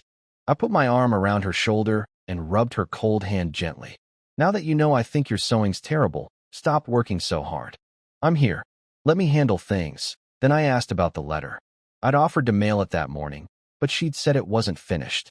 By now I knew the truth. It wasn't about the writing. She was scared. Scared her parents would be angry that she'd married a country boy without telling them. Scared of what they'd think about the pregnancy. In this era, city people looked down on rural people, and women carried the heaviest burden of all. In a couple years, when educated youth started returning to the cities, the men would abandon their village wives and children without a second thought. The women who'd married local men would be stuck forever. Lucy's biggest fear was probably that she'd gotten married without her parents' blessing. "Let me see the letter," I said. She handed it over without hesitation. She had no secrets from me. But I tucked it away without reading it. "It's between you and your parents." That's your privacy. I'll mail it next time I'm at the commune. Her eyes went wide. You can't just... I knelt in front of her and looked up at her face. Lucy, some things have to be faced. Whatever your parents think about us being married, I won't let you carry that alone. We're husband and wife. We face everything together. Her tears came again. Since leaving the family house, she cried so easily. Before, she'd been numb, just surviving, no feelings, no joy, no sadness, walking through each day like a ghost. Now she was actually living. She could feel happy. She could feel scared. She could cry and laugh and throw little fits. That was progress. I wiped the tear from the corner of her eye. Don't cry. Mary's still here. Mary set the food on the table and said she needed to head home to check on Sam and Daisy. I gave her a bag of puffed rice candy for Daisy and a pack of cigarettes for Sam. She smiled, tucked everything into her basket, and left with the fabric, the quilt, and the leftover food balanced on a carrying pole across her shoulders. Lucy watched me, and I could tell she was thinking. The old me was a stubborn mule who never said a word. Now I was smooth, knowing exactly how to treat Mary, so she'd take care of Lucy with her whole heart. If Lucy didn't see with her own eyes that I could actually hunt, she'd probably scold me for spending too freely. Outside, Martin finished his cigarette, sniffed his clothes, and stripped off his outer jacket in the freezing cold. He even scooped snow into his mouth to rinse away the smoke smell before coming inside. He'd noticed the thumb-sized holes in those wolf carcasses, icicle wounds, and he understood what kind of man I was. Someone who kills 5 wolves alone with ice spikes doesn't get treated casually. Mary had also warned him that I was protective of Lucy, and everyone knew Lucy liked things clean. Come eat, Martin, I said when he stepped inside. He tried to be modest, offered to go home for meals instead of eating my food. I shut that down immediately. You're working at my house. If I send you home to eat, what will people say about me? That's not how it's done. There are rules that go back 1,000 years. When you hire a craftsman, you feed him. No exceptions. Martin laughed and dug in. Fine, fine. Your wife cooks with real oil anyway. Way better than what I've got at home. After lunch, let's go mark out the yard together. We'll set the fence line. Eat first, I told him. After lunch, I'll show you the plans. I've already drawn up a layout for the whole property. I'd had the design sketched out in my head for days. The next few weeks of work were all clearing snow anyway. The blueprints could wait one more meal. Lucy sat quietly on the brick bed, watching me manage everything. The carpenter, the supplies, the plans. I caught her eye, and she looked away with the faintest smile. She was starting to believe that tomorrow really would be better. After lunch, Martin and I worked out a plan. We'd put up a temporary fence using the waist-high snow to hold the posts in place. Come spring, when the ground thawed, we'd do it properly. Dig real holes, bury the posts deep. The new storage shed would be just a wooden frame for now. No mud walls, no insulation. You can't mix mud and straw when it's this cold. Furniture, he'd build at home and haul over later. Everything would be done before New Year. I spent the afternoon helping him clear snow. By late afternoon, I sent him home and called Mary back to the cabin. The blizzard had left perfect hunting conditions. Deep snow made animals desperate for food and easy to track. I'd been itching to use my new rifle all day, but I'd held off because nighttime was when animals moved most. Mary showed up looking wary. Jack, what do you need me for at this hour? I could tell what she was thinking. In the countryside, men calling women over after dark usually meant one thing. But she knew how I was with Lucy. I'm going hunting tonight. I need you to stay with Lucy. Lock the door after I leave. Lucy's reaction was immediate. No, I'll let you hunt during the day, but not at night, Mary agreed. Jack, even the best hunters don't go into the mountains after dark. Forget the wild animals. The cold alone could kill you. They didn't know what I knew about my body. I barely felt the cold. My night vision was perfect. Darkness and daylight made no difference to me. And nighttime hunting meant Mary could watch Lucy without worrying about Sam and Daisy. They'd be asleep. But Lucy wouldn't budge. Mary came up with a compromise. Go hunting if you must, but take someone with you. 2 men watching each other's backs. That's safer. Fine. If it meant Lucy could sleep without worrying, I'd bring a partner. Who did you have in mind? Liam. The village's most legendary doormat. His father had been a real hunter, took Liam into the mountains since he was a boy. But after his father died in the forest, Liam quit hunting and became the village livestock keeper, feeding horses and pigs. His real fame came from something else entirely. Around here, there was a custom called helper marriage. A man moves into a struggling family's home, works to support them, and sleeps on the north side of the brick bed while the real husband keeps the south side. They'd almost set me up in one of those arrangements with Mary before Lucy came along. Liam had agreed to 3 of them, 3 different households. He worked himself to the bone for 3 families, handed over every cent he earned to feed other men's wives and children, and didn't have a single child of his own.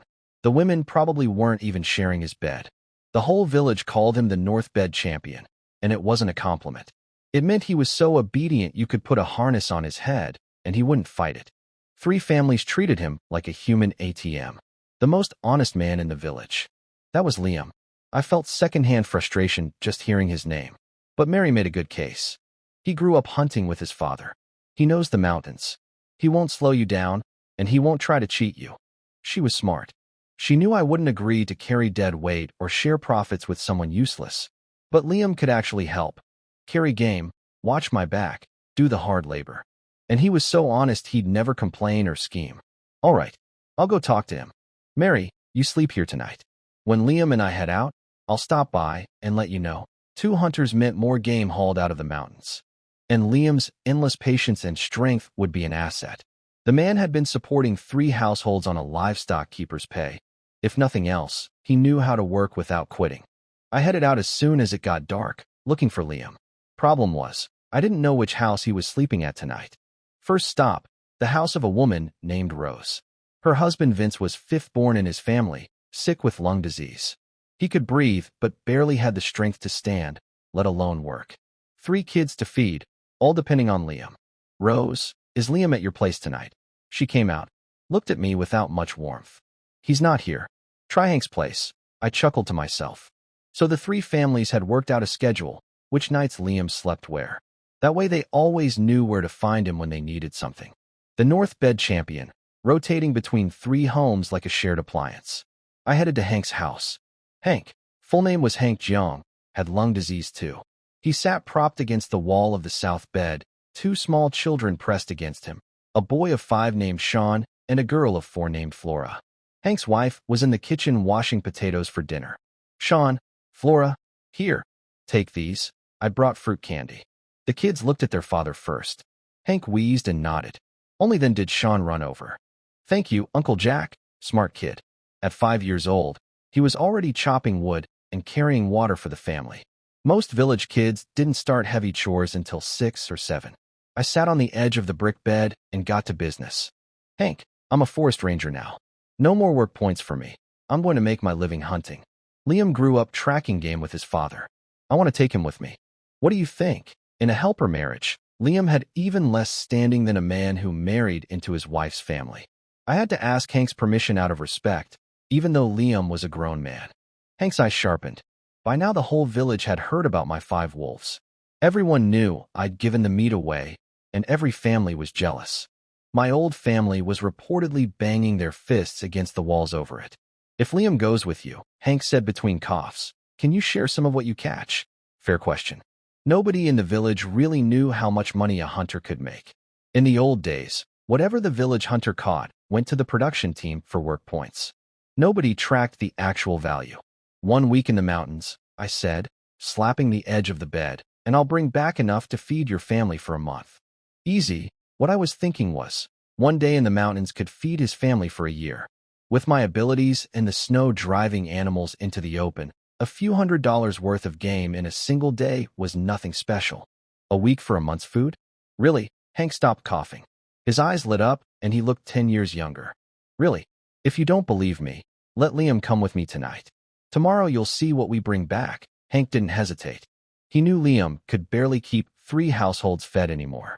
This year's harvest was worse than last year's. The year-end payments would be small, and the grain they could buy with it wouldn't last. The families were running out of time. Liam, go with your brother Jack. Take whatever you need from the house. Liam had been quiet the whole time. I could tell he didn't love the idea. His father died in those mountains. But the math was simple. Stay here and slowly starve, or go into the forest and try to live. Hank, I've got tools at home, I said.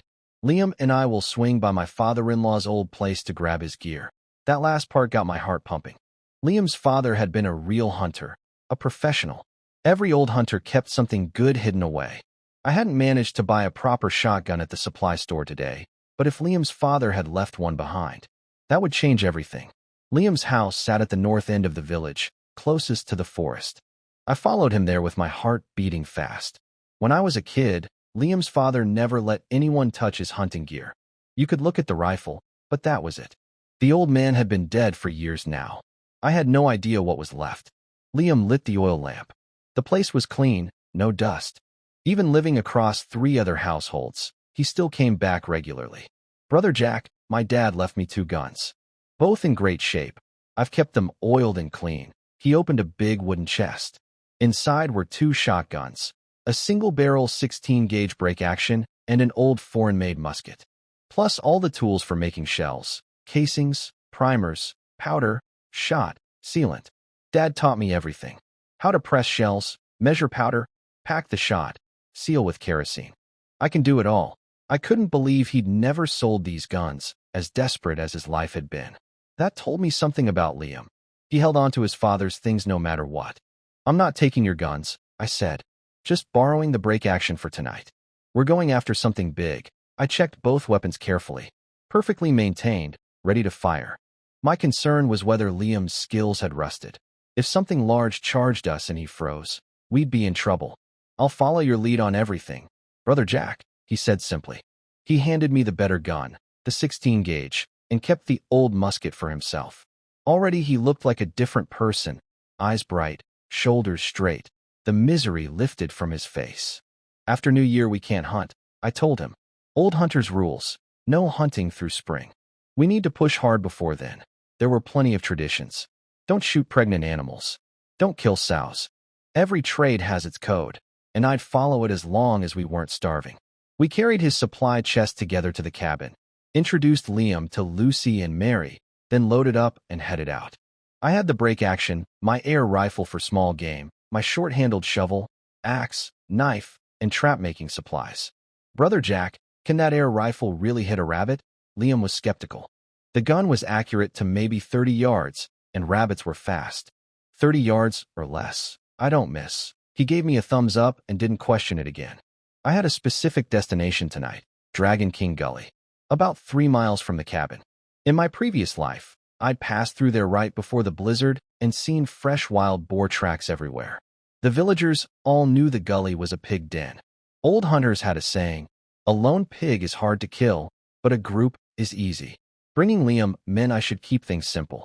A boar herd in a known location was perfect for a first hunt together. If we stumbled into a whole pack gone berserk, that would be messy, but 2 armed men against a single separated boar was manageable. The snow made everything slow. Even moving fast, it took us nearly 2 hours to reach the gully. Along the way I spotted tracks everywhere, rabbits, pheasants, roe deer, weasels, but I didn't chase any of them. I did set snare traps at spots where animals had marked their territory with urine. Whether the traps caught anything was pure luck. At the gully's edge, I could see boar prints and droppings scattered all over the bottom. Liam squinted in the moonlight and couldn't make out much. Brother Jack, are there really boar down there? Plenty. Let's go down. We slid down the slope and walked east along the gully floor. After a few dozen yards, the tracks became cleaner, a single set of hoof prints heading in one direction. One boar had broken off from the group, probably chasing food. I thought they moved in herds, Liam said, crouching to study the prints. Do boar split up? Sometimes. Let's follow this one and find out. A lone boar between 2 armed men was actually ideal. Herds were easier in theory, but dangerous if they panicked and charged together. 1 animal, 2 guns, quick and clean. That was tonight's plan. We followed the tracks east into the darkness. We followed the tracks into a clearing, and there it was, a massive wild boar, rooting through the frozen ground, grunting with each dig. Its haunches were enormous, shoulders over 3 feet high, built like a tank. Brother Jack, Liam was practically vibrating with excitement. First time out with a real gun, and here was our target. I knew the feeling. Every man's blood runs hot the first time he holds a weapon and sees prey. But hunting isn't about adrenaline. It's about a cool head and solid experience. I'd learned that across 2 lifetimes. Stay here. Watch and learn. I circled wide to the boar's flank. With a shotgun, you don't aim for the head. The skull's too thick and buckshot won't focus tight enough to hit the eyes. The rear end is too tough, all hide and fat. The only real kill zone is the side, lungs and heart. Hit the lungs, and it's over. Hit the heart, and the pig still thrashes for a while, but it dies. The best method: one blast to the chest cavity, reload fast, close the distance, finish with a headshot. I crept through the snow without a sound, step by step, until I was about 40 feet away. The boar shifted its body sideways, giving me a perfect angle on the ribcage. I raised the 16 gauge, pressed the stock tight against my shoulder, aimed just behind the front leg, and squeezed. The blast tore through the night. The boar's whole body shuddered. It didn't fall. It twisted and screamed, a horrible, furious sound, and tried to run. I was already reloading. Crack open the barrel, hot shell pops out. New round in, snap shut. I chased after it. Liam, follow me. The wounded pig was fast, but losing blood. I caught up and fired again, this time into its hindquarters. Not a kill shot, but it would drive the animal into a frenzy, burn through its energy faster. Liam couldn't hold himself back either. He fired the musket, but his shot sprayed into the snow. I didn't scold him. A young man with a gun watching an animal run. Of course he pulled the trigger. We chased it another mile before the boar finally stopped. It turned to face me, lowered its head, tusks gleaming white in the moonlight. It's a male, Liam said with relief. Killing a boar didn't break any hunting rules. Sows were off limits. I'd known it was male from the first look. 3, maybe 400 pounds. Winter boar was the best eating. Thick layer of fat, rich flavor. None of the gamey stink you got in summer. All the mountain game was like that. Animals fattened up in autumn to survive the cold, so winter meat was the finest. A hunter who didn't hunt in winter was wasting his whole year. I loaded my third shell and took aim at the boar's head. Before I could fire, the animal's legs buckled and it crashed into the snow. I walked up to 10 feet and shot it in the head anyway. That's a rule I never break. Always confirm the kill. Don't worry about wasting ammunition. Some animals play dead and wait for you to get close before they lunge. Make it a habit. One extra shell is always cheaper than a tusk through your leg. The boar didn't move again. Liam ran circles around it, eyes wide. Brother Jack, that was incredible. Your aim, unbelievable. It was all right, I said. Inside I was grinning. This pig would yield 200 or 300 pounds of meat. The rendered fat alone would keep us cooking for a year. Stop gawking. Let's bleed it and open it up. Liam was a livestock man and his father was a hunter. Gutting an animal was second nature to him. He drove his knife into the boar's throat, bled it clean, split the belly, and pulled out the organs. He tossed the guts far away from us. Some people said leaving innards in the forest was an offering to the mountain spirit. The real reason was practical. Predators love organs. Leave them a meal, and they'll go for the easy food instead of tracking the blood on your kill back to you. I stood watch with the shotgun while Liam worked. A pig this size, bleeding in the snow. Every carnivore within a mile could smell it. We needed to move fast. Liam bled the pig while I covered the blood with snow. By the time we finished, it was close to midnight. After removing the guts and blood, the carcass still weighed over 300 pounds. Stripped of skin and bone, we were looking at 250 pounds of meat. Liam's father had always told him about the giant boars in these mountains, but this was the first time he'd actually brought one down. Brother Jack, let's find more. What if we bag a couple more tonight? Liam didn't have a trace of tiredness in him. Youth is something else. But I shook my head. We're carrying a 300-pound pig. You think we're hunting out here, or you think the predators are hunting us? Then I told him what I was really after. I'll be honest with you, Liam. I didn't just bring you along for the muscle. Your father was a hunter for years. He'd go into the mountains for 10, 15 days at a stretch. He wasn't sleeping in the open. He had to have dug shelters. Underground pits, dugouts, maybe shacks. Places to sleep, cook, store game. I need to know where those are. Liam thought hard, but came up empty. Brother Jack, I'm not hiding anything. I really don't know. My dad never took me deep into the mountains overnight. I was too young. Those spots were his secrets. I believed him. An old hunter's hideouts were private knowledge, and Liam's father had died before passing that information along. There probably wasn't anything valuable left inside them anyway, just old fuel and food that mice had gotten to years ago. but knowing the locations would have saved me weeks of preparation for longer hunts. Fair enough. Let's head back. We'll check the traps on the way. 2 of the snares had caught rabbits. Not bad for a night's work. By the time we reached the village, it was nearly dawn. I didn't want to wake Lucy, so I skipped the cabin. Liam was yawning nonstop. He still had to feed the horses and pigs in the morning. I told him to swing by the cabin at daylight and let Lucy know I'd gone to the county to sell the boar. Then I did something crazy. Instead of sleeping, I carved the pig in half, gave Liam a whole leg for his night's work, kept one half for myself, and threw the other half, 150 pounds, over my shoulder. I'd walk to the county town and arrive right at sunrise. Sell the meat, buy what I needed, and be home before it mattered. I reached town just as the sky turned pale. Smoke drifted from the chimneys of the early breakfast shops. My stomach growled. I hadn't eaten all night. I ducked into a state-run shop that sold steamed buns and dropped $1 and some ration tickets on the counter. 20-some cabbage buns, 5 fried dough sticks, 2 bowls of bean soup. The cashier stared at me like I'd lost my mind. Each bun was bigger than a man's fist. A small woman would be stuffed after one.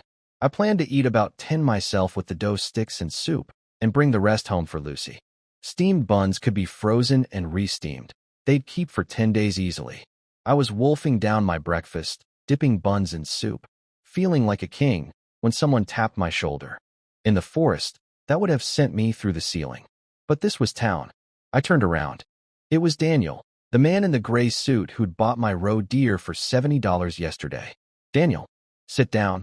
Let's eat together. I pushed the untouched bowl of bean soup across the table and slid the buns and dough sticks toward the middle. He sat down with an easy smile and took a sip. Your bean soup here in the mountains tastes just like what we have back in North China. We got to talking about roots. I told him my family originally came from eastern Hunan province. My ancestors crossed into the northeast a couple generations back. He said he was from western Shandong. That made us practically neighbors in the old country. In the 70s, people from those 2 regions shared a deep cultural bond, similar dialects, similar customs. Half-countrymen, we called it. His eyes drifted to the half-pig on the floor. Hunter, right? Yesterday a roe deer, today half a boar. That's got to be 100 pounds there. 100 and change, I said. I'd kept the head back home to braise for myself. I've got a hunting license from the forestry station. Still saving up for a proper double-barrel shotgun. Last night, I used an old single barrel that belongs to a friend. Daniel looked surprised. You don't have your own shotgun? Between the deer yesterday and this pig today, you'd have enough money for one. He had a point, but he didn't know my situation. I'd only been hunting for days. Every dollar was going toward keeping Lucy fed, fixing up the cabin, and paying the carpenter. There was nothing left over for a $150 shotgun. Truth is, I only started hunting because my family situation fell apart. I don't have the money yet, Daniel nodded thoughtfully. Then he said something that nearly made me choke on my bun. I'm the deputy director of a state-owned factory in the next county over. We manufacture firearms, military and civilian. If your purchase certificate doesn't restrict the type of weapon, I can get you a good gun. Just give me this half-pig, and we'll call it even. And someday you'll have to take me hunting in these mountains. I almost jumped out of my seat. I knew exactly which factory he meant. A military weapons plant, disguised from the outside as some ordinary tool workshop. Heavily classified, or at least it used to be. By late 1977, the factory was losing money and looking to restructure. Secrecy wasn't what it once was. I don't need anything fancy, I said, keeping my voice steady. Just a Type 56 assault rifle. Daniel's eyebrows went up. I knew why I was asking for that specific gun. His factory had produced a batch of Type 50 SIXS that were notorious. They wouldn't fire reliably, couldn't shoot straight, and jammed constantly. The factory called them 3-0 guns. Most ended up dumped on militia units or left rusting in warehouses as scrap. If I bought one of those, I'd basically be doing the government a favor by clearing out their junk. But here's the thing. A junk assault rifle from a real factory, sold through a deputy director who wanted to do me a favor, wasn't going to be truly unusable. He'd make sure I got something functional. And even a rough assault rifle was 10 times more useful than any hunting shotgun. I'd carried weapons in my previous life. I knew what I needed. Daniel laughed. Deal. The pig's mine, and I'll take you to get your gun. He didn't ask how I knew about the defective batch. Factory secrets weren't supposed to leak, but nobody really cared anymore. The country was changing. I owed this man now. A favor this big doesn't get forgotten. I didn't know when or how I'd repay him, but the day would come, and I'd make sure it counted. At the county supply store, Daniel made one phone call, and someone delivered a Type 56 assault rifle. It was sold through the store with proper paperwork, and Daniel paid for it using my purchase certificate. My half-pig went to a restaurant where he'd be entertaining guests. "Take the gun to the commune and get your firearms permit," he said, handing me the store receipt. "Your local police officer won't question a certificate from the county supply store." He wanted me to stay for lunch, but I told him I needed to get home to Lucy. I promised to send him mountain goods once I had his address, and assured him I'd do the annual weapon inspection every year without fail. I knew he was taking a risk for me. If I ever stopped using this rifle, I'd hand it over to the police for proper disposal. That was the least I could do.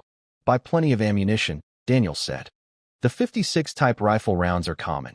Any county or provincial supply store carries them." We shook hands and parted. He told me he was heading home the next day, but to stay in touch. I could tell he'd had second thoughts about the whole thing, but something in his gut told him I was worth betting on. I felt the same about him. This was a debt I'd repay when the time was right. Back at the cabin, things had been busy while I was gone. Liam had delivered half the boar and the pig's head that morning. Mary was boiling water to clean the meat.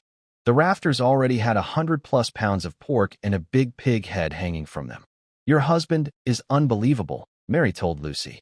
"I've known old hunters my whole life, and none of them brought home game like this." Lucy was glowing. She'd finally stopped worrying about my spending. She even offered Mary a whole leg of pork and 10 pounds of back fat to take home, enough to last Mary's family through the new year. Fat was the most prized cut in those days. You could render it into lard that made every dish taste rich, spread it on bread, mix it into rice. Mary refused. "You two have already done too much for us."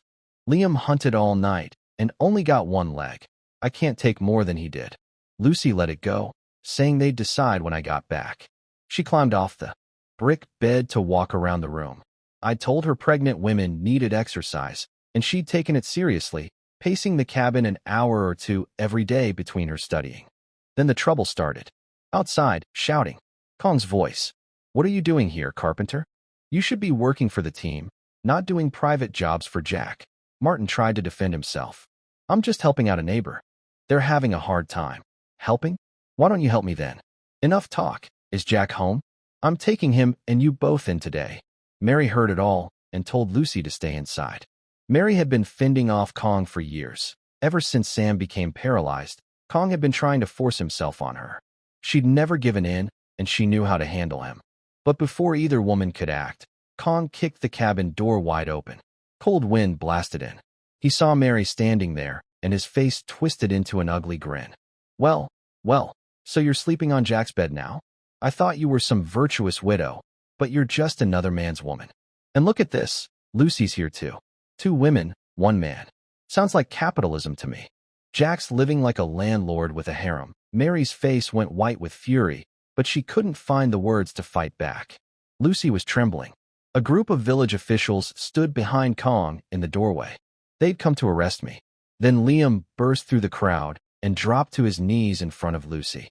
"Sister-in-law, I'm so sorry. This is my fault. I brought that pig leg to Hank's house this morning, and Hank's wife, she tried to sell it to Kong for cash. She told him everything. About the hunt. About brother Jack going to the county to sell the boar. All of it. I'm so sorry." Nobody could blame Liam. He brought the pig leg to Hank's house. That was the right thing to do. Hank's wife needed money or grain, and the only person in the village with cash was Kong. So she went to him, trying to trade the leg for something useful. Kong pretended to be interested, asked a few innocent questions, and squeezed every detail out of her. The nighttime hunt. The boar. Me taking half to the county to sell for cash. And that was the problem. It was still 1977. Farmers selling their own goods at market wouldn't be officially allowed for another year or two. What I'd been doing, selling game privately instead of handing it to the purchasing station or the production team, was walking a very thin line. If Kong wanted to put a big political hat on my head, the commune could lock me up for 10 days or more. Lucy understood all of this instantly. With me gone, she stepped up as head of the household. She told Kong to wait outside. This was her home, and she wouldn't have strange men standing in her doorway letting the heat out. Kong smirked and backed off, warning that I'd never get past his people. He had men watching the village too. Lucy, Mary, and Liam stood inside the cabin, looking at each other in silence. I was walking home from town when I noticed something wrong. Dark figures around my cabin. I knew immediately, Kong and his people. I shifted the Type 56 assault rifle in my hands, flicked the safety to full auto, and felt the folding bayonet at the front. The gun wasn't just for show. Behind me on the snow trail, 3 more shadows. In front of the cabin, for more. 7 total, though one turned out to be Martin the carpenter. 6 men had come to arrest me. 4 village officials and 2 of Kong's lackeys. They saw me coming. Then they saw the gun. "Captain, he's got a weapon." "That's an assault rifle." "Where did he get an assault rifle?" The bayonet gleamed in the moonlight. I held the gun at my hip, barrel forward, exactly the way the militia training manual described, close quarters shooting position. 2 lifetimes of weapons experience flowed through my muscles like water. Kong's voice cracked. "Brother, let's talk about this. Where did you steal that gun?" "I can help you return it quietly. I bought it from the county supply store. The police issued me a firearms permit." "Want to see it?" He didn't dare come close enough to look. He knew I wasn't lying. One trip to the commune police officer would confirm everything. "Put the gun down, brother. We're all friends here. I just came to check on your wife. See if you need any help." Martin had been cornered by Kong's people for half an hour before I arrived. Now that Kong was backing down, Martin let him have it. "Don't listen to his garbage, Brother Jack. He came here saying you're a capitalist for selling pork in town. Said I was doing illegal private work for you. Called you names I won't repeat." Kong's face went gray. His lackeys looked like they wanted to sink into the snow. I didn't lower the gun. "Let me make this simple, Kong. That half-pig didn't get sold at market. I gave it to a government official. How do you think a purchase certificate alone gets you an assault rifle?" I let that word hang in the air. "Official. And Martin, which one of your eyes saw me pay him money?" "Everyone in the village knows I gave his family 3 wolves a few days ago. That's neighbors helping neighbors." Kong didn't hear any of the details. He only heard one word, official. A leader powerful enough to arrange the sale of a military weapon to a village hunter. Kong was an uneducated team captain who didn't know the first thing about hunting licenses or firearms permits. He'd never heard of anyone in the mountains owning legal papers for a gun. In his mind, I had a powerful patron somewhere above him, someone who could crush him like a bug. The truth was simpler than that. Daniel was a factory deputy director doing me a personal favor, and my permits were all legitimate. But Kong didn't need to know the truth. His fear was far more useful. I stepped inside, put the rifle down, and smiled at Lucy. "A tiny village captain, that's nothing. In the county, big officials share breakfast with me and speak politely." Lucy beamed. She hadn't seen me lose to anyone since I cut ties with the family. Mary's face was flushed. I could tell something about me carrying that assault rifle had impressed her. Liam was relieved, still beating himself up over the leak. I told him to stay for breakfast and that I had things to discuss with him afterward. Then I grabbed a pack of premium cigarettes from the cabinet and went back outside. Kong hadn't moved. He'd wanted to run, but was afraid of what I'd do if he left without being dismissed. He'd also heard me talking inside, about officials, about breakfast in the county. His imagination was doing all the work for me. I opened the pack of top-brand cigarettes and handed one to every man standing there. Kong's hands were trembling. These were cigarettes that only provincial leaders smoked. There was an old saying around here. Provincial officials smoke premium, city officials smoke mid-range, regular cadres smoke whatever they can get. Kong couldn't even afford the regular cadre brand. He rolled his own tobacco leaves. And here I was, casually passing out the best cigarettes in the country like they were nothing. None of them lit up. Every single one tucked his cigarette into his pocket to save for New Year's. "No special connection," I said lightly. "The official likes mountain game. I send him some now and then." We got friendly. Kong's face was practically glued to mine with admiration. "Brother, if you're doing this well, I'm relieved. And if I ever need help down the road, sure. I've still got a couple bottles of premium liquor at home. Want me to send one over for New Year?" I had no intention of actually giving him anything. The point was letting him know I had things in my home that only the highest officials could afford. His mind would fill in the rest. No, I couldn't accept that. "Just come by for a drink sometime, and I'll cook for you." He knew he wasn't important enough for that kind of gift, but the fact that I'd offered made him feel 10 feet tall. He left with his men, even telling Martin to stay and keep working for me. On the walk back to the village, his lackeys couldn't stop talking. Our captain must be a big deal.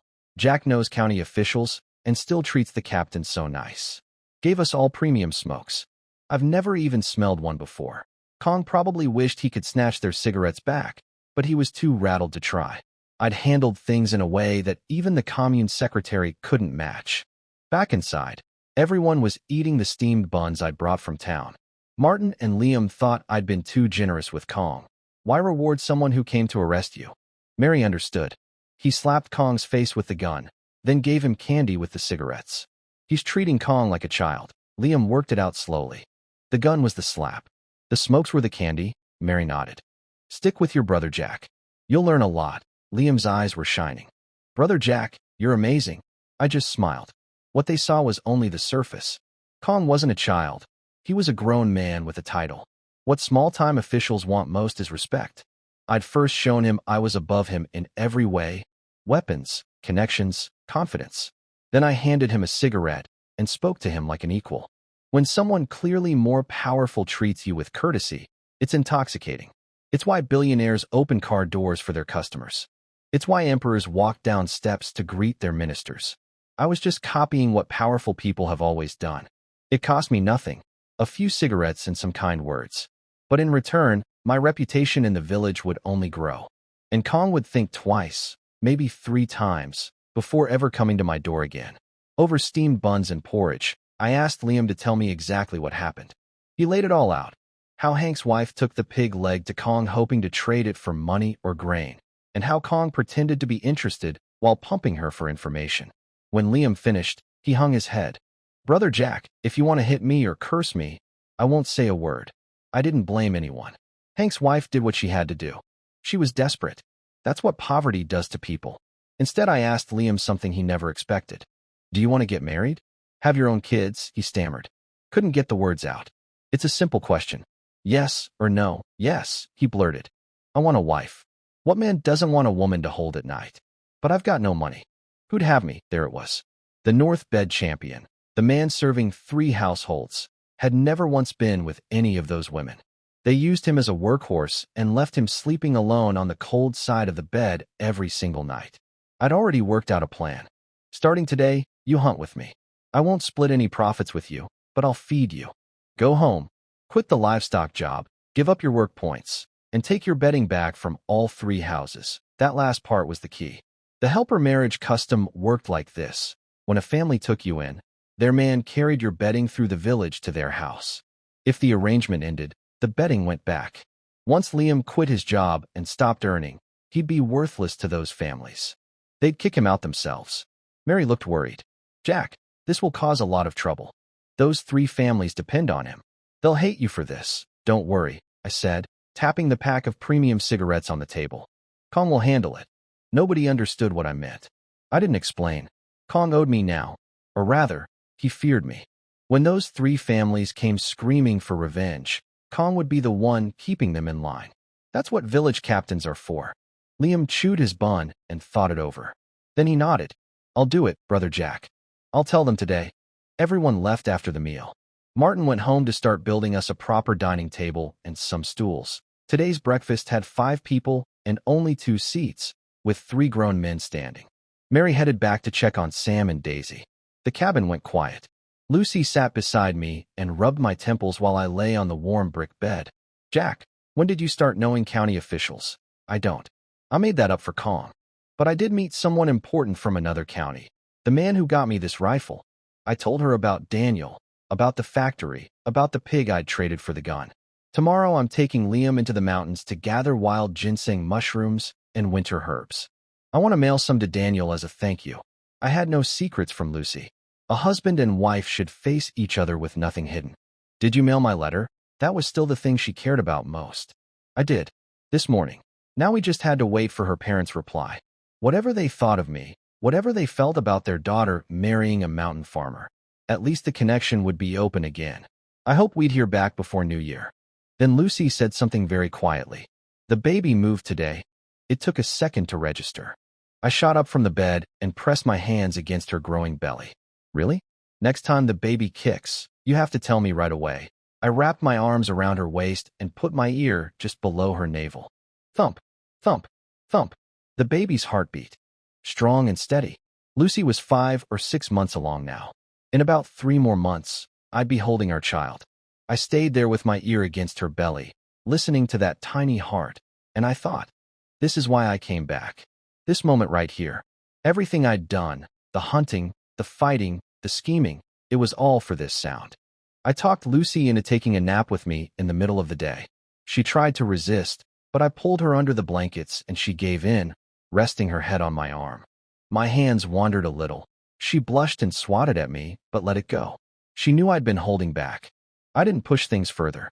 Within minutes I was out cold. While I slept, the village was buzzing. Kong's lackeys couldn't keep their mouths shut.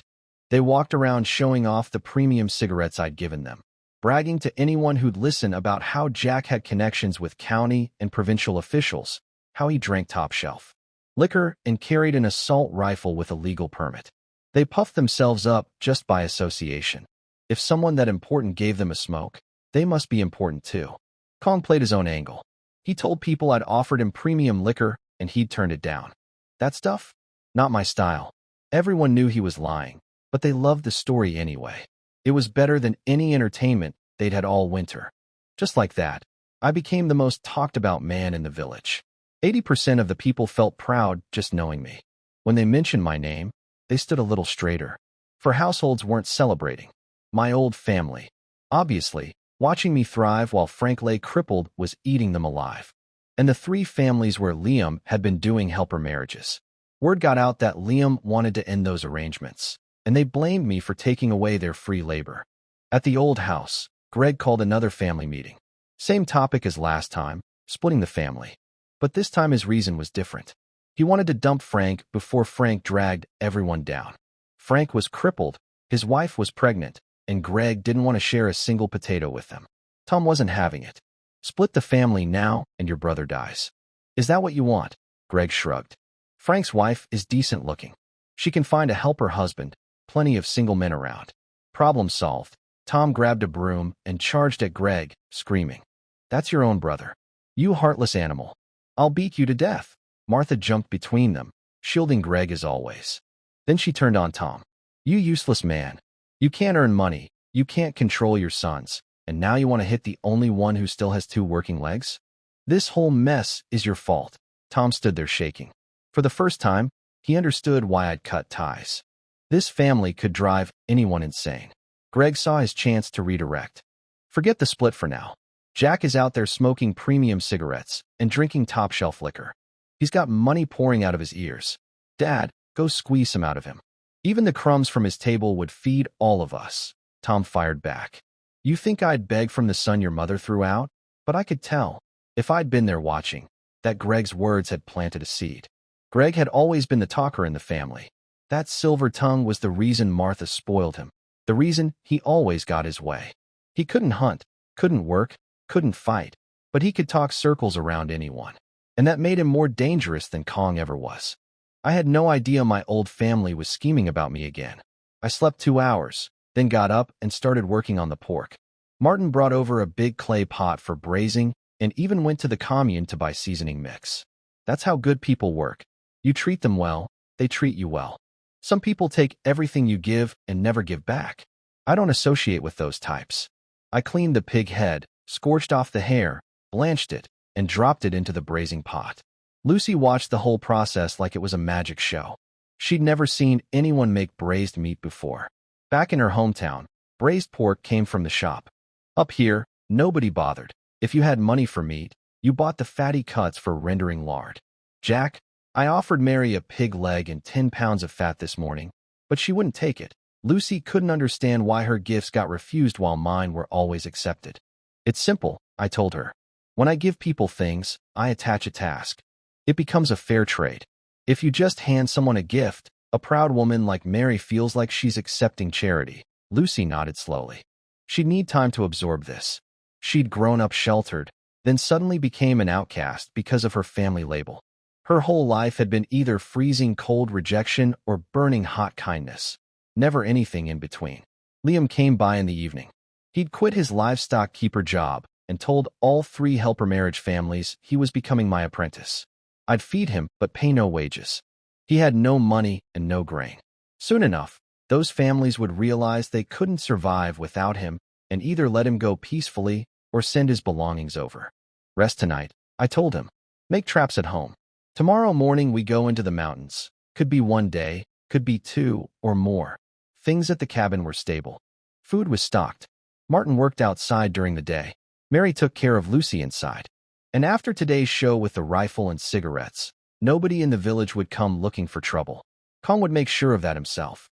Then Liam pulled out something that made my heart jump. Brother Jack, I thought about it all day. If my dad left shelters in the mountains, he definitely drew a map. He always drew maps. Everyone in the village knew that. He unfolded a yellowed piece of paper. The first thing I saw was old lettering from the 1940s, a topographic map of the mountains from the occupation era. The original markings showed mineral deposits and natural resources. But someone had added new symbols on top. That had to be Liam's father. The markings were strange. A character shaped like a person with a line below it. I guess that meant an above-ground shelter. Same character with the line above, probably an underground dugout. Fish drawn near rivers made sense. But the symbols scattered through the forest were impossible to decode. Only Liam's father would have known what they meant. Can you read it? Liam asked hopefully. Some of it. The shelters and water spots, yes. The rest I'll have to figure out by going there. I folded the map carefully.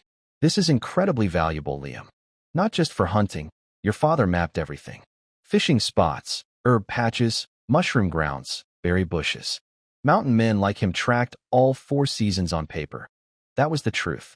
Hunters in these mountains weren't just hunters. They were fishermen in summer, herb collectors in autumn, foragers year-round. Spring meant wild vegetables. Summer meant fish and medicinal mushrooms. Fall meant berries, toad oil, and ginseng. Winter was pure hunting, plus gathering certain lichens and cutting firewood. A map like this covered everything. With this map, my assault rifle, the borrowed shotgun, and Liam by my side, I was nearly set. The only thing missing was a few good hunting dogs. I told Liam to keep his ears open for any dogs available in the area, and we agreed on a departure time for tomorrow morning. The next morning, everyone showed up early. Martin and Liam carried over a brand new table Martin had built, solid wood, the kind that lasts 3 generations. Mary came right behind them to start her day with Lucy. Liam had news. Brother Jack, you told me to look for dogs. The educated youth at the commune's group house have 7 or 8 hunting dogs, fine breed hounds. A few of them want to come hunting with us. They're waiting at my place. If you don't want them, I'll turn them away. I wasn't enthusiastic. Most people talk about how hard life was for the city kids sent to the countryside, but nobody mentions how the villagers felt about them. Around here, educated youth had a reputation for stealing chickens and causing trouble. Not all of them were like Lucy. Martin backed me up with a warning. Years ago, a group of them stole militia rifles and went into the mountains. 5 went in. 1 came back alive. Be careful with those people, Brother Jack. It was true. City kids had no idea how to survive in these mountains. Even with guns, they couldn't handle the cold, the terrain, or the animals. The ones who froze to death had been found standing upright, frozen solid like posts.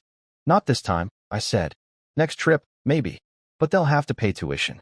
What that looks like depends on what they're willing to offer. I actually wanted their dogs, but breeds like theirs bonded to one master and were nearly impossible to retrain. I'd be better off buying local dogs, mixed breeds, mountain hounds, wolf crosses. Those adapted to a new owner within a week. The real reason I agreed to consider taking them next time was simpler. Educated youth carried interesting things. Watches, tools, books, contacts. If bringing them along meant I could profit, it was no different from any other hunt. Liam ran back to deliver my answer. The response wasn't pretty. We bring our dogs to help him hunt, and he wants us to pay. One of them complained. Arrogant country bumpkin. It's just a pig and some wolves. We have dogs. We can do it ourselves. Their leader was a young man named Donnie, sharp-tempered, stubborn, and backed by parents who were local officials currently out of power but expected to be reinstated soon. The commune leadership was already treating Donnie with extra respect, which only inflated his ego. Donnie announced they'd go into the mountains on their own. Someone suggested stealing rifles from the militia first. Nobody objected. If they got caught, the worst that would happen was a scolding. Once Donnie's parents were back in their positions, a stolen gun would be a footnote. By the time they finished scheming, Liam and I were already on the trail. We carried dried food, guns, ammunition, and traps. I had the old maps spread in my mind. We were heading west toward a ridge called Bear Ridge, named for the black bears that locals had spotted fishing in the river nearby. My target was wild lingji mushrooms. In winter, with the mountains sealed by snow, nobody else would be competing for them. Bear Ridge was supposed to be full of them. Liam was nervous. "Brother Jack, you don't think we'll actually run into a bear up there, do you?" I didn't answer. The truth was, I was counting on it. "It's December," I told Liam. "The bears are all hibernating by now. They go into their dens around mid-November. If we actually bumped into one awake, I'd call that incredible luck."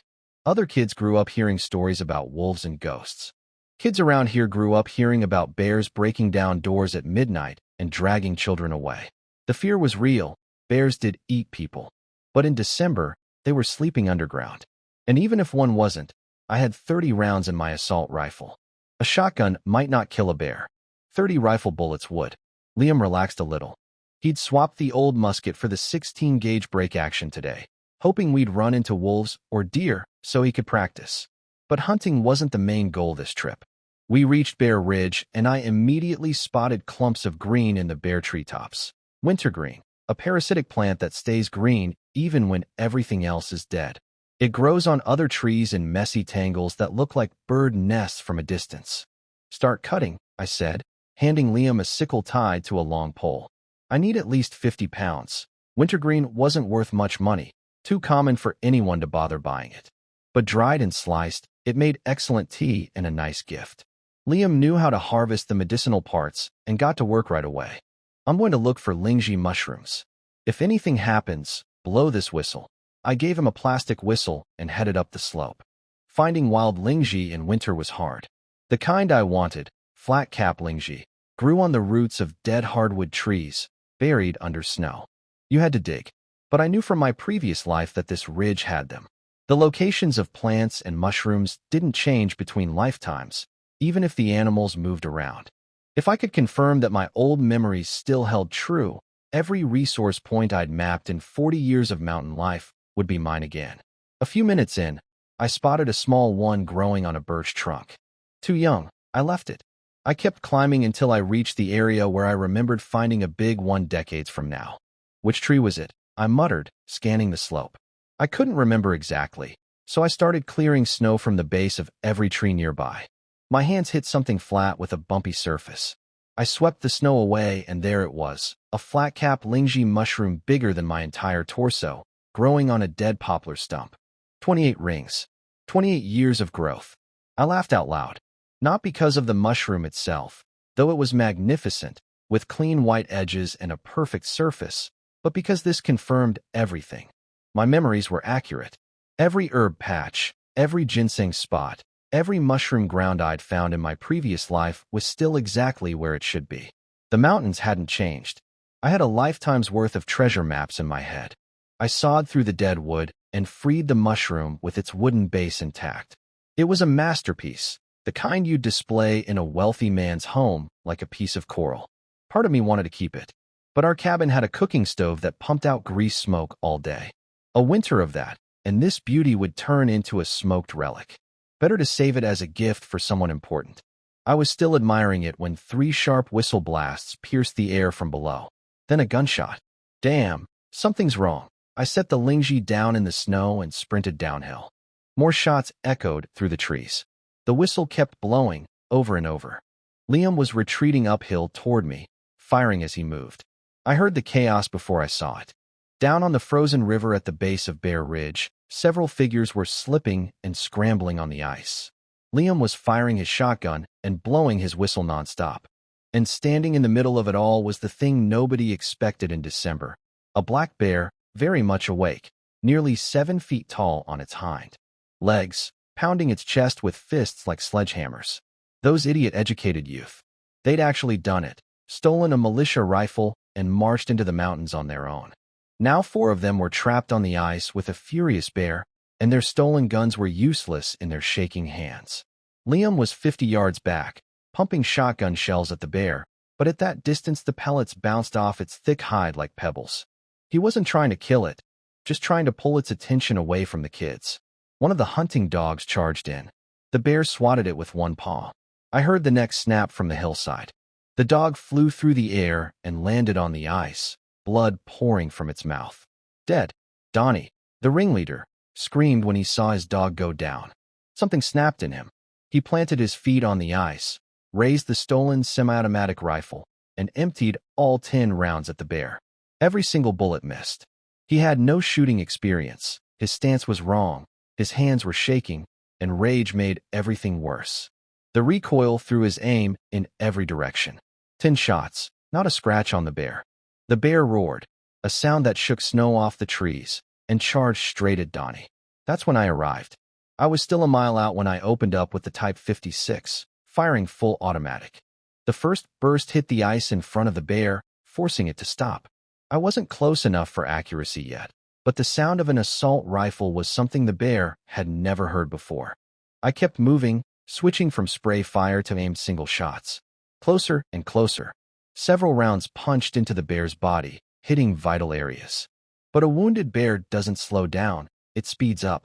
It forgot about the kids on the ice and turned toward me, eyes red, charging full speed. I stopped running, planted my feet, raised the rifle to my shoulder. Steady breathing. The bear's face grew larger with every heartbeat. Teeth bared, claws extended, close enough to see the drool on its lips. 50 yards. 40. 30. One shot. Right between the eyes. The bear's head snapped back.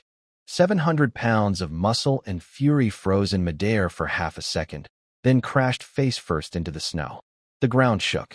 So there really was a bear that skipped hibernation, I muttered, walking toward the body. In winter, running into an awake black bear was rarer than finding a 50-year-old mushroom. But here it was. Liam ran over, pale as paper. "Brother Jack, thank God you came. If those kids had died out here, we'd all be in trouble." The 4 educated youth sat on the ice like broken dolls. 2 of them had wet themselves. 3 surviving dogs barked in confusion. Donnie stared at his dead dog and couldn't speak. I didn't feel sorry for any of them. After what happened years ago, 5 youth frozen to death doing exactly this. These fools had stolen guns and walked into the mountains anyway, convinced they knew better than everyone. If Liam and I hadn't been on Bear Ridge today, all 4 of them would have died on this ice. If they died, I said to Liam, they'd have deserved it. Liam could tell I was angry, so he kept quiet. Stop standing around. Let's drag this bear back. I planned to spend days in the mountains, gathering mushrooms, herbs, setting traps. But half a day in, I'd already bagged a 300-pound black bear, found a 28-year Lingji mushroom, and collected wintergreen. And now I had 4 reckless city kids to worry about. If I left them in the mountains, they'd find another way to get themselves killed, and the blame would somehow land on me. Liam read my mind. "You want to go back because of those kids, don't you? Shut up and go get them. We saved their lives. They can help carry the bear." Liam jogged over to the group on the ice. One of the youth, a guy named Victor, was staring at me from a distance. "So that's Jack? The one who married Lucy?" Donnie nodded, his face dark. "What a waste," Victor said. "A girl that beautiful, married to a savage." These kids had lived with Lucy at the commune group house before she transferred to our village. Men slept on one side, women on the other. When Lucy married me, not a single one of them came to congratulate her. They'd been avoiding her because of her family label. Liam delivered my message, helped drag the bear back to the cabin. Donnie's response made Liam's jaw drop. "How much bear meat do we get? We want the bear gall and the bear fat. Give us those plus some extra meat, and we'll help." Liam couldn't believe what he was hearing. I'd just saved their lives. They'd been seconds from death. And before the fear had even left their legs, they were demanding the most valuable parts of my kill. Bear gall was worth a fortune as medicine. Bear fat, thick and plentiful on a winter bear, was prized for both cooking and healing. "Have you people lost your minds?" Liam sputtered. Donnie crossed his arms. "We found the bear first. My dog died fighting it. Asking for a share is perfectly reasonable." The other 3 propped each other up and nodded along. They'd lost a dog and nearly lost their lives. Going home empty-handed would be humiliating. Liam ran back to me. expecting me to grab my rifle and march over there. Instead, I was calm. If they won't help, we don't force them. I'll drag the bear back myself. Liam, go pick up that dead dog. We're having dog meat hot pot tonight. Liam blinked. That's their dog. They won't just let us take it. My eyes swept across the ice to where Donnie and his friends were huddled. I wanted dog meat tonight, and I was going to get it. Come with me. If they object, we'll reason with them. Liam followed, confused. He'd never actually seen me reason with anyone. With Kong, I'd used a gun. With Greg, I'd used my fists. With the forestry station, I'd used gifts. Reasoning wasn't really my style.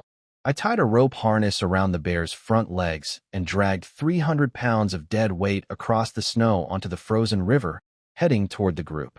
Donnie and his friends watched me approach, trading nervous glances.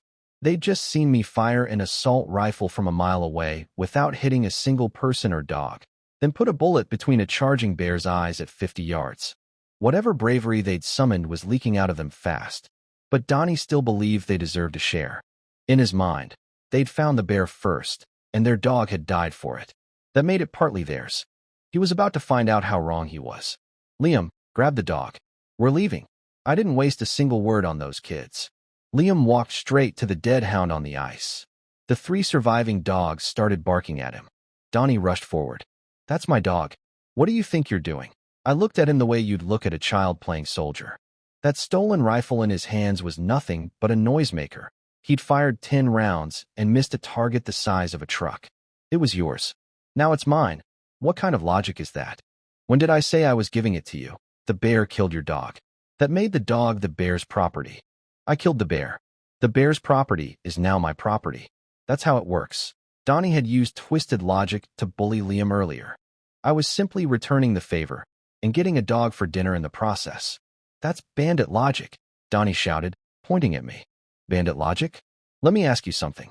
Before liberation, Chang's army seized weapons from the invaders. Then our soldiers defeated Chang. Did those captured weapons belong only to Chang? Should our army have given them back? I let that land, then added, Donnie, I think your thinking has some serious problems. Very serious problems. His face went white. In this era, being told your thinking has problems carried weight that could destroy a person. He couldn't follow my argument any further without digging himself into a political hole. You're twisting concepts, he stammered. Donnie, forget it, Victor said, pulling his arm. Let's go back to the group house and talk to the Commune Party secretary. He'll help you get the dog back. The others huddled around Donnie and dragged him away. They'd completely forgotten about demanding bear gall and bear fat. Feared as that to people. On the trail home, Liam carried the dead dog on one shoulder and the wintergreen on his back, grinning the whole way. Brother Jack, you're incredible. You talked those city kids into silence. I think you're more educated than all of them put together. I didn't deny it. In my previous life, I'd taught myself literature, economics, finance, and mathematics after leaving the mercenary business. I'd sat across negotiation tables from men of every color and country and talked them into corners. A few arrogant 20-year-olds were nothing. Teach me how to argue like that, Liam begged. I'm terrible with words. They always make me so angry I can't think. I thought about it seriously. Liam would face confrontations without me around. He needed something better than words. Liam, do you have a portrait pin of the great leader at home? The kind everyone owns? Sure. Every family has one. Why? I grinned. Wear it under your shirt every day. Next time someone picks a fight with you, let them hit you right where the pin is. Then show them what they just struck. Liam's mouth fell open. He started to say the name, then stopped. The realization hit him like a thunderbolt.